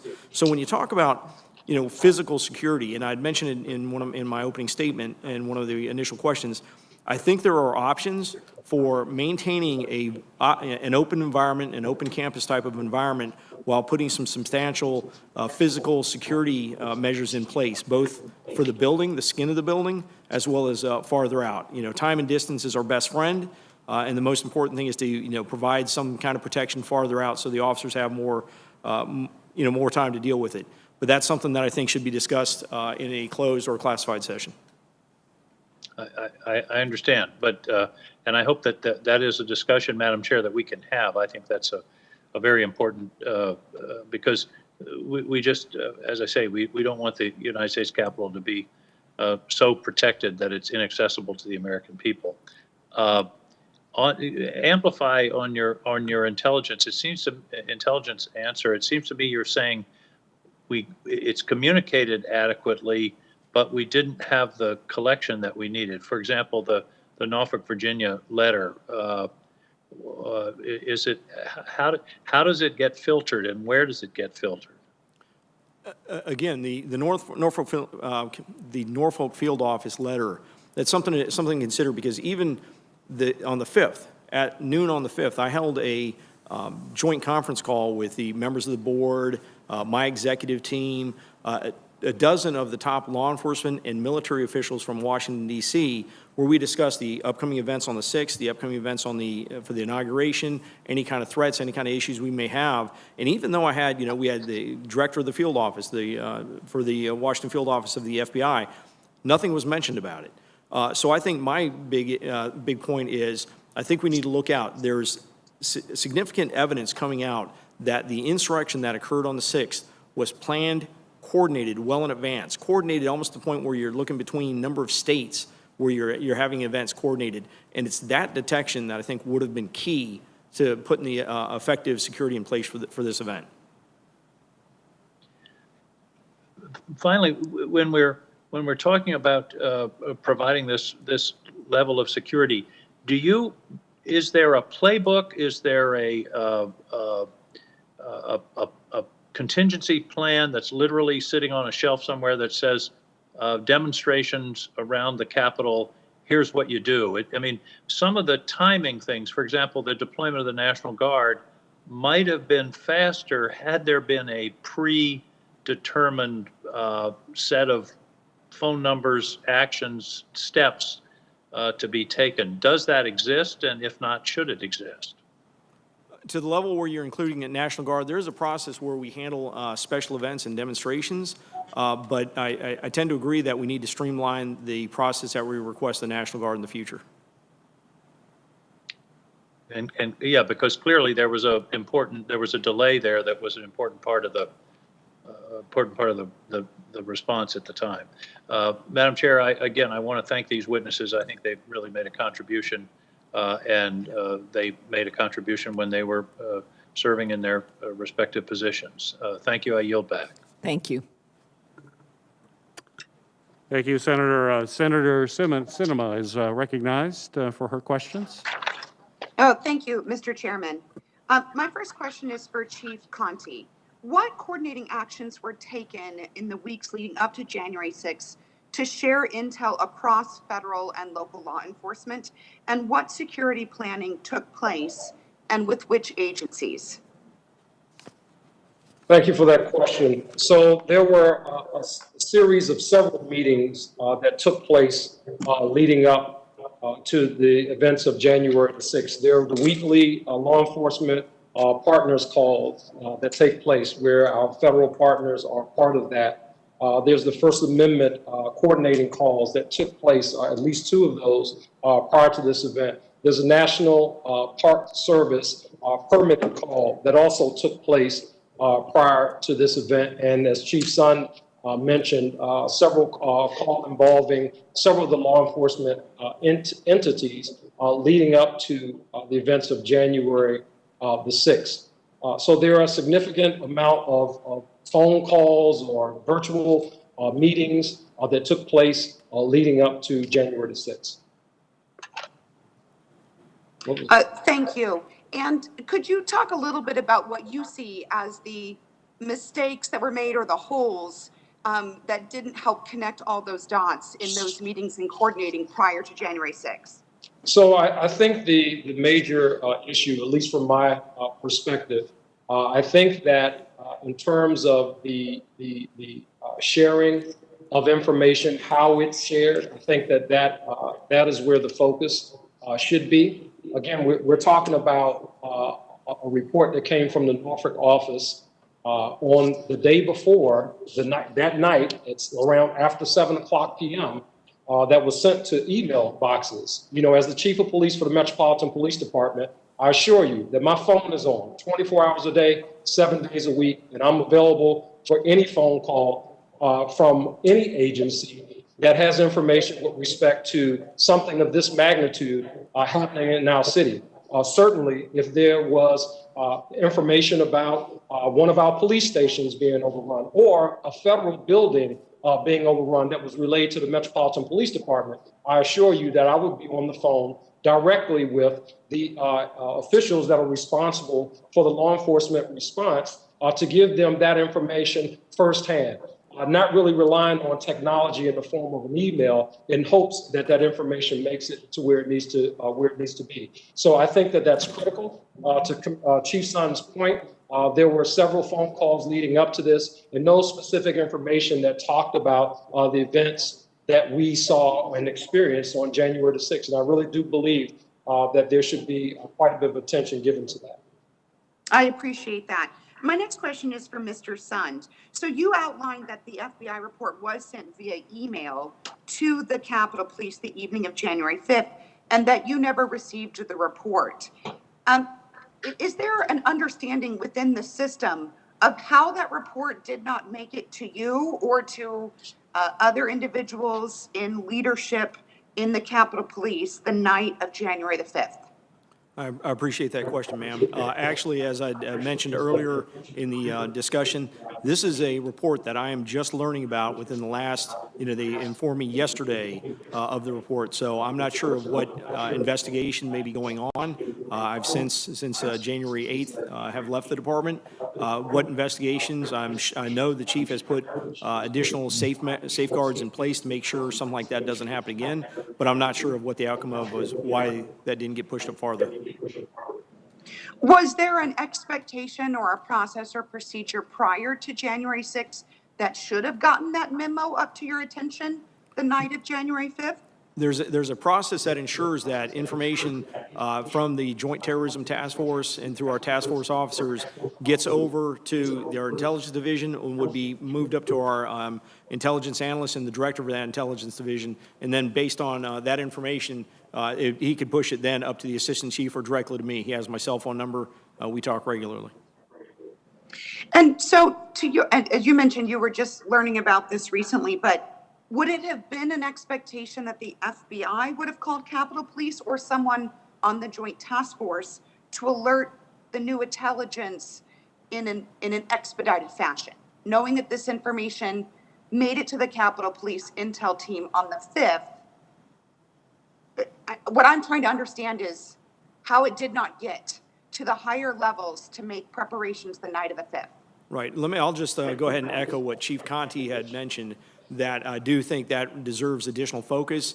I think if we have information that's coming in the day before a major event that has that level of specificity, that it could get a little more attention than just being handled either through an email or electronic format. Mm-hmm. Was there any intelligence that you did receive in the several days leading up to January 6th that caused you to change any of the security plans amongst the United States Capitol Police? So yeah, just to reiterate, all the intelligence and all the information that we've been receiving during the development of this, the event for the 6th, outlined very similar to what the intelligence report that was published on the 3rd outlined. We were expecting large number of protesters coming in. We expected a potentially violent group. We knew they were being focused on the Capitol, and we knew that some of them had may be armed. And that is what was really driving up until even, regardless of what was put out the 3rd, this was information that we knew. We were developing our security plan around that. And that's when we looked at, based on our review of the November and December mega events, determined we were going to adjust our fence line and push our fence line out. And when we wanted to do that, that's when I had requested the National Guard, knowing we're going to need support for the fence line. Thank you. Chief Conti, you stated that the intelligence that you had received on January 6th didn't differ from the previous MAGA marches, the two previous.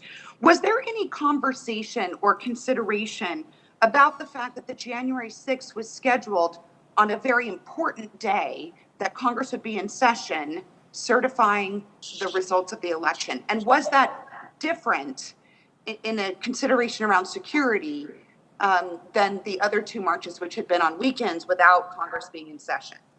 Absolutely, and that's reflected in the response posture for the Metropolitan Police Department. For the two prior demonstrations that happened, the MAGA 1 and 2 marches, the Metropolitan Police Department, we did not call up officers from surrounding jurisdictions to be stationed physically within the footprint of the District of Columbia. We did not do that before. The mayor, in addition to calling up those additional resources, again, called up the National Guard specifically for the reasons that we outlined to them, which would allow the Metropolitan Police Department to be a lot nimble in our response. That, in essence, enabled us to be able to respond quickly to assist the Capitol Police officers. So those responses were different. We were disrupting individuals or intercepting individuals who were armed with firearms in our city in violation of the mayor's order, many of whom that were on federal grounds. So the Metropolitan Police Department's posture certainly was escalated beyond what we did the prior two marches. Thank you. Mr. Chairman, I appreciate your indulgence. I see I've gone over my time. I have a few extra questions that I'll submit. Thank you. Okay, very good. Thank you, Senator Sinema, and thank you for your emphasis on the FBI report and the issues that everyone here seems to acknowledge with getting that it didn't go at the right place, and just putting send isn't enough for a report like that. Okay, next we have Senator Cruz, and then after that will be Senator Ossoff. And if there's any other senators who wish to ask questions, who haven't asked questions, you should tell us, because those are the last two we have. Senator Cruz. Thank you, Madam Chair.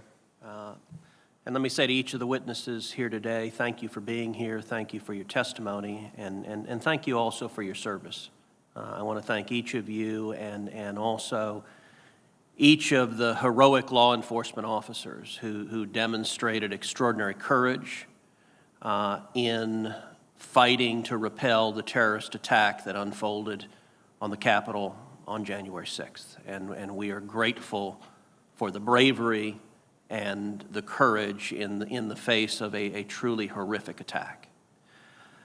In the aftermath of that attack, there is naturally a process to assess what could have been done to better prevent that attack, to better secure the Capitol. And I think everyone recognizes that hindsight is different from a decision made in the moment facing the threat immediately, but this hearing is nonetheless productive for analyzing the security decisions and law enforcement decisions that were made real time, and for learning from them what can be done differently to ensure that an attack like that never again occurs. Chief Sund, I want to focus on, with some detail, your written testimony, and just walk through what occurred in the days preceding January 6th and then on January 6th. So in your written testimony, you say, on Monday, January 4th, I approached the two Sergeant-at-Arms to request the assistance of the National Guard, as you had no authority to do so. You go on to say, I first spoke with the House Sergeant-at-Arms to request the National Guard. Mr. Irving stated that he was concerned about the, quote, optics of having National Guard present and didn't feel the intelligence supported it. He referred me to the Senate Sergeant-at-Arms to get his thoughts on the request. I then spoke to Mr. Stenger and again requested the National Guard.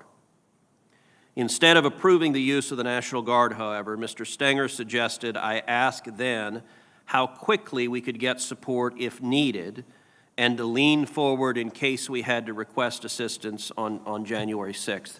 Can you describe at a little more length those conversations with the two Sergeant-at-Arms on January 4th? Absolutely, sir. The first conversation occurred Monday morning. I went over, I'd have to refer to my notes, but sometime maybe around 11 o'clock in the morning, I met with Mr. Irving in his office. That's where I made the first request for the National Guard. He had indicated, I don't know if I really like the optics. I don't think the intelligence really supports it. He had, like we had said, recommended I talk to the Senate Sergeant-at-Arms. I went over and met with, later on the day, either, I'm trying to recall if it was in person or over the phone. I'd have to go back to my timeline, where I reached out to him, and they may have already talked, because he had referred me. He said, do you know somebody over at the DC National Guard? I said, yes, I do. I have a good friend over there, General William Walker. He said, can you give him a call and see if we needed assistance, how quickly could we get assistance, and what type of assistance could he give us? So that evening, as I was driving home at about 6:35 at night, I went ahead and called General Walker and spoke to him and said, hey, General Walker, I don't have authority to request National Guard, but I want to find out if we needed them on Wednesday. How quickly could you get them for us, and is there a way you can kind of, be prepared just in case we put in the request? At that point, he had advised to me that he has 125 National Guardsmen who are supporting the COVID response in the District of Columbia. And if we needed a response, a quick response, he could, what he called, repurpose them and get them to the armory, at which point we could get somebody over to swear them in and try and get them to us as quick as possible. We ended our call. The next day, I met with I met with Mr. Stenger. He came over to the office for the 12 o'clock video call that I had hosted with the dozen of the law enforcement officials from the National Capital from DC. We spoke about it briefly there and told him what William Walker had told me, as well as I'd passed on to Mr. Irving, I think later on that afternoon. They both seemed satisfied with that response. So, Mr. Irving and Mr. Stenger, Mr. Irving, as I understand it, you have some disagreement with the characterization about the concern about the optics. So I would invite both Mr. Irving and Mr. Stenger to relay your best recollection of that conversation on January 4th. Senator, my best recollection of the conversation on January 4th was a phone call from Chief Sund indicating that he had received an offer for 125 unarmed guard that could be positioned around traffic perimeter checkpoints at the Capitol. My recollection again is, as we followed up with Mr. Stenger, the three of us engaged in a conversation whereby we looked at the offer in light of the existing intelligence. And the decision, the collective decision amongst the three of us was that the intelligence did not warrant the National Guard. And my recollection, that ended the discussion relative to the offer. And the only question on the table is, should we perform any follow-up? And Mr. Stenger recommended that we ask that they be placed on standby.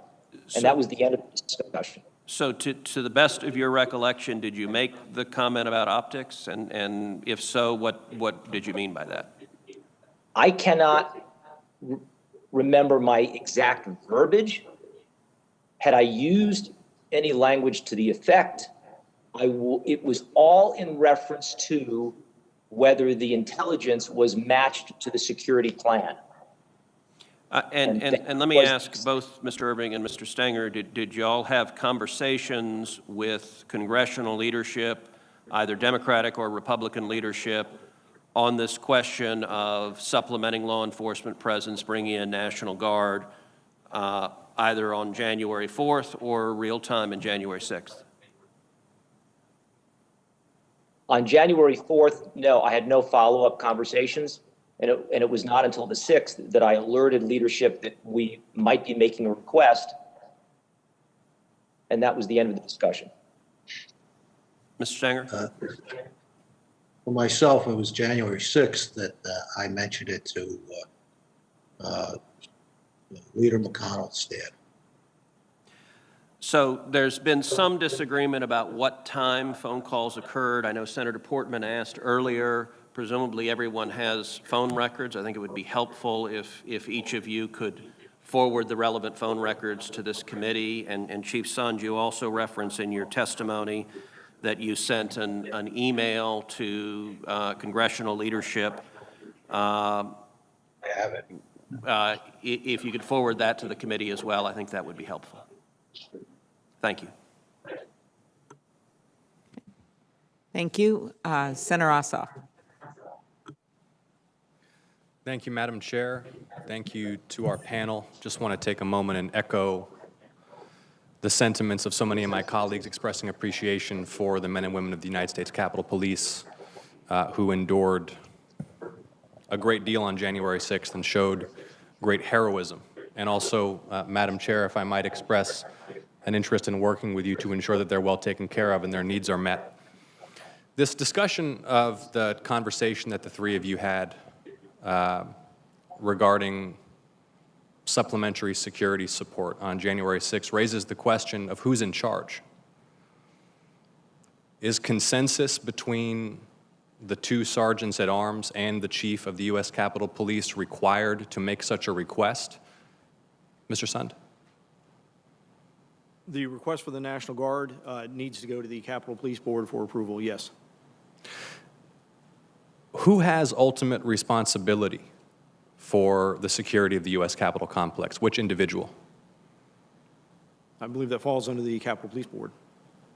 The Capitol Police Board. So there is no individual who has personal responsibility for the security of the U.S. Capitol complex? That's the way I interpret it, yes.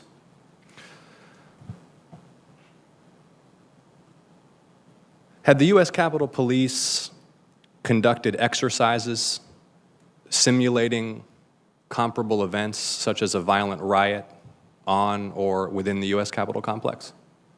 Part of our training for civil disobedience units involves dealing with riotous groups. So we do that training. We do training on people attempting to gain entry into the building. Officers are trained on how to handle if someone tries to come through your door unauthorized. But training for thousands of armed insurrectionists, they were coordinated and well equipped. No, we have not had that training before January 6th, but I'm sure we'll find a way to. I'm sure they'll find a way to do it now.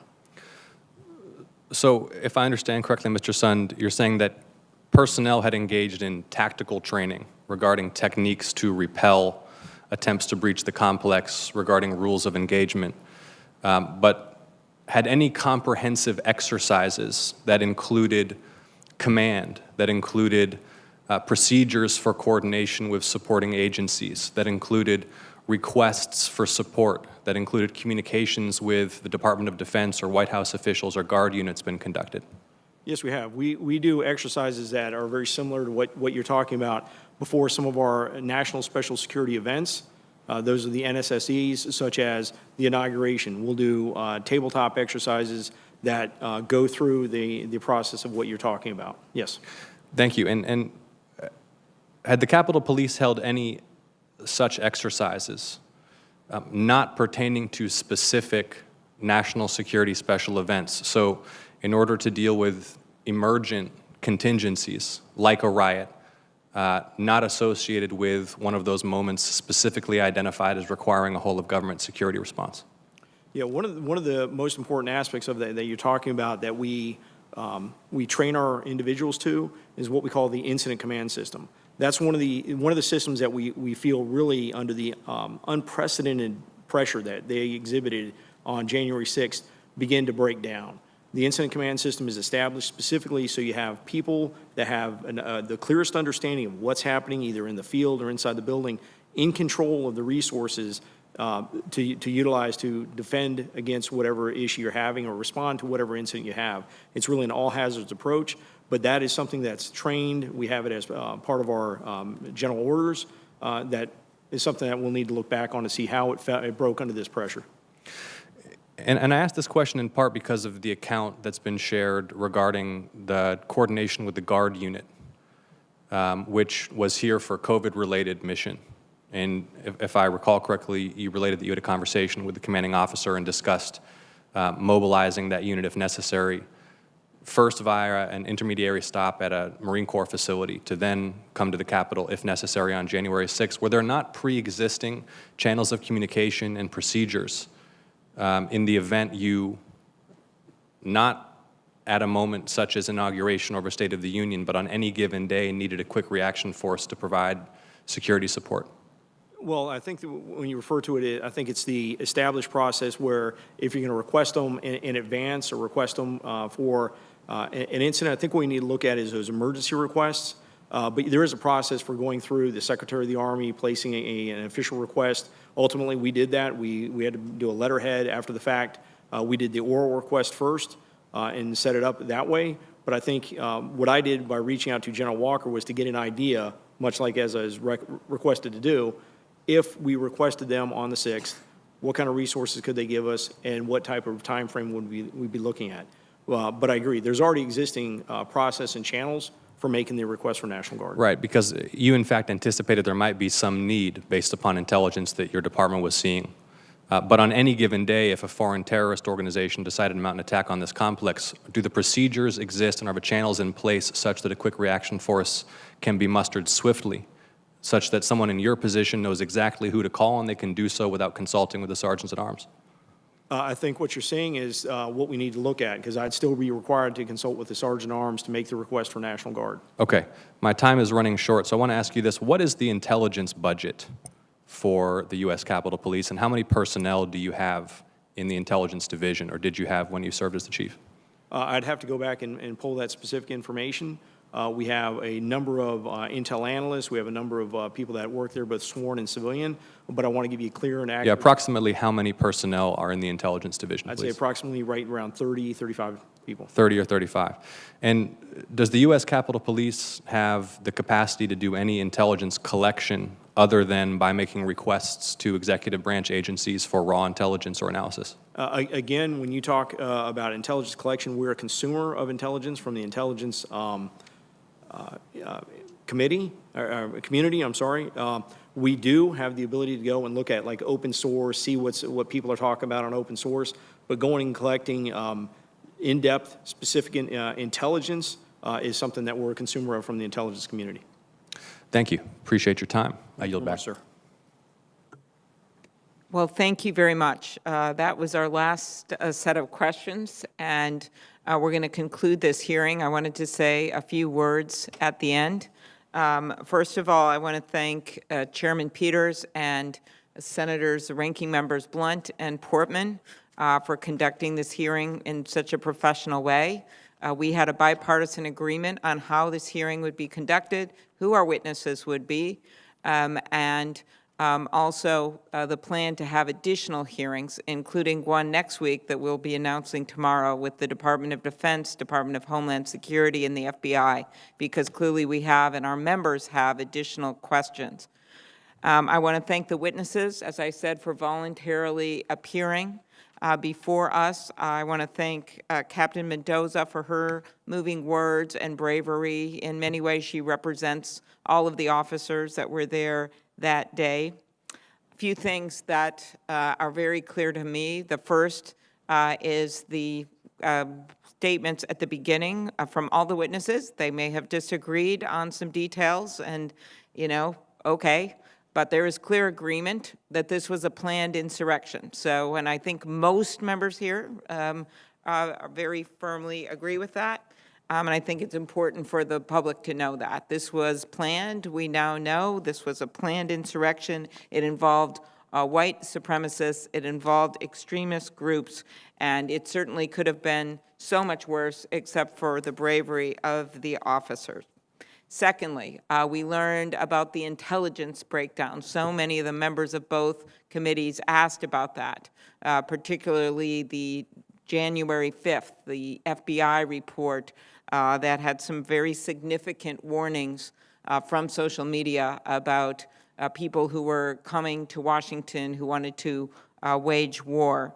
The fact that did not get to key leaders in the Sergeant of Arms or the Capitol Police Chief is, of course, very disturbing, really on both ends. I mean, you can't just push send. As we all know, we get tons of emails, and hope that it gets to the right person, especially when we're dealing with something so serious. The January 3rd intelligence report that came right out of the Capitol Police also contained, according to Washington Post reports and other information, some pretty foreboding details that I would have thought would have resulted in planning and more preparations.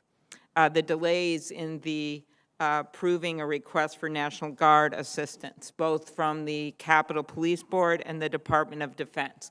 The fact that the Sergeant at Arms were focused on keeping the members safe in both chambers while the Chief was trying to get some emergency approval, to me, you can point fingers, but you could also look at this as a process that is not prepared for a crisis.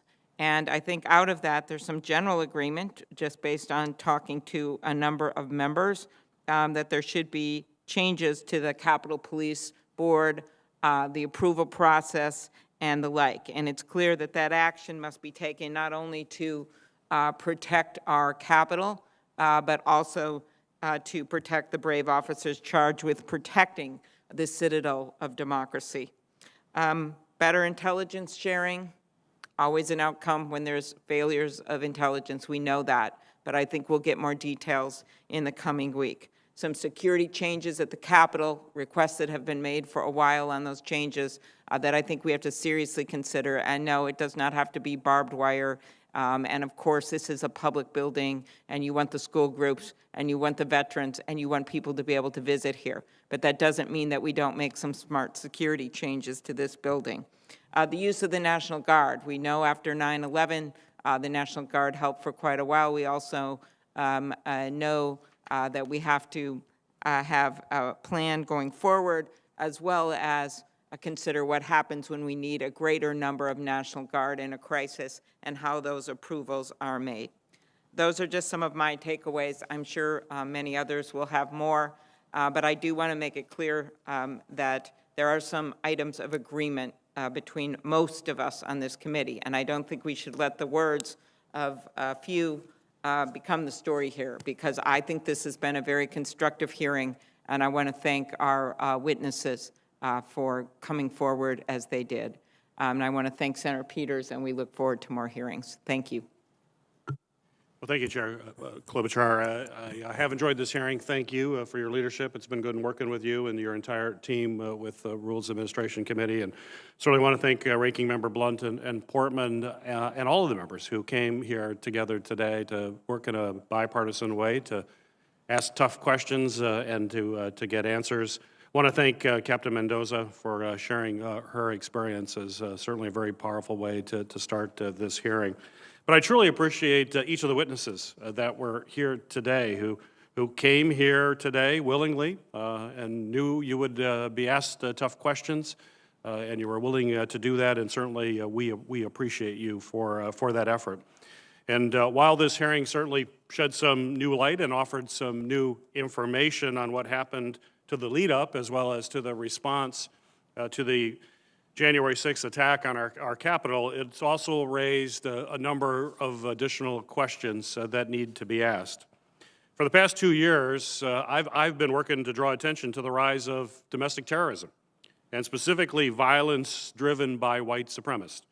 We have only seen the threat of this violence grow, not just from white supremacists, but also from anti-government groups and people who have been swept up by conspiracy theories and just simple outright lies. The events of January 6th and the answers that we heard today only further highlight a grave national security threat that our current Homeland Security apparatus is clearly not fully equipped to address. Our national security agencies were overhauled and they were forged in the aftermath of the September 11th attacks. And they're basically built around responding to foreign terrorist attacks. And they have been slow to adapt to this evolving threat of domestic terrorism that we have seen in the last few years. The Homeland Security Committee was created to oversee reforms to fix the intelligence failures that led to 9/11. And now I intend to ensure that this committee oversees efforts to fix the failures that led to the January 6th attack. There's no question our federal counterterrorism resources are not focused on effectively addressing the growing and deadly domestic terror threat. The January 6th attack marked a once-in-a-lifetime failure, and now we have the duty to ensure that the federal government is doing everything in its power to make sure another attack like this never happens again. We must align our counterterrorism resources and our intelligence gathering efforts to ensure we're focused on this dire threat. The FBI, the Department of Homeland Security, and the National Counterterrorism Center right now are 8 months late on a report to assess the threat posed by domestic terrorism. And we're going to continue to push them to complete this report as soon as possible so that we can take meaningful action. There's no question in my mind that there was a failure to take this threat more seriously, despite widespread social media content and public reporting that indicated violence was extremely likely.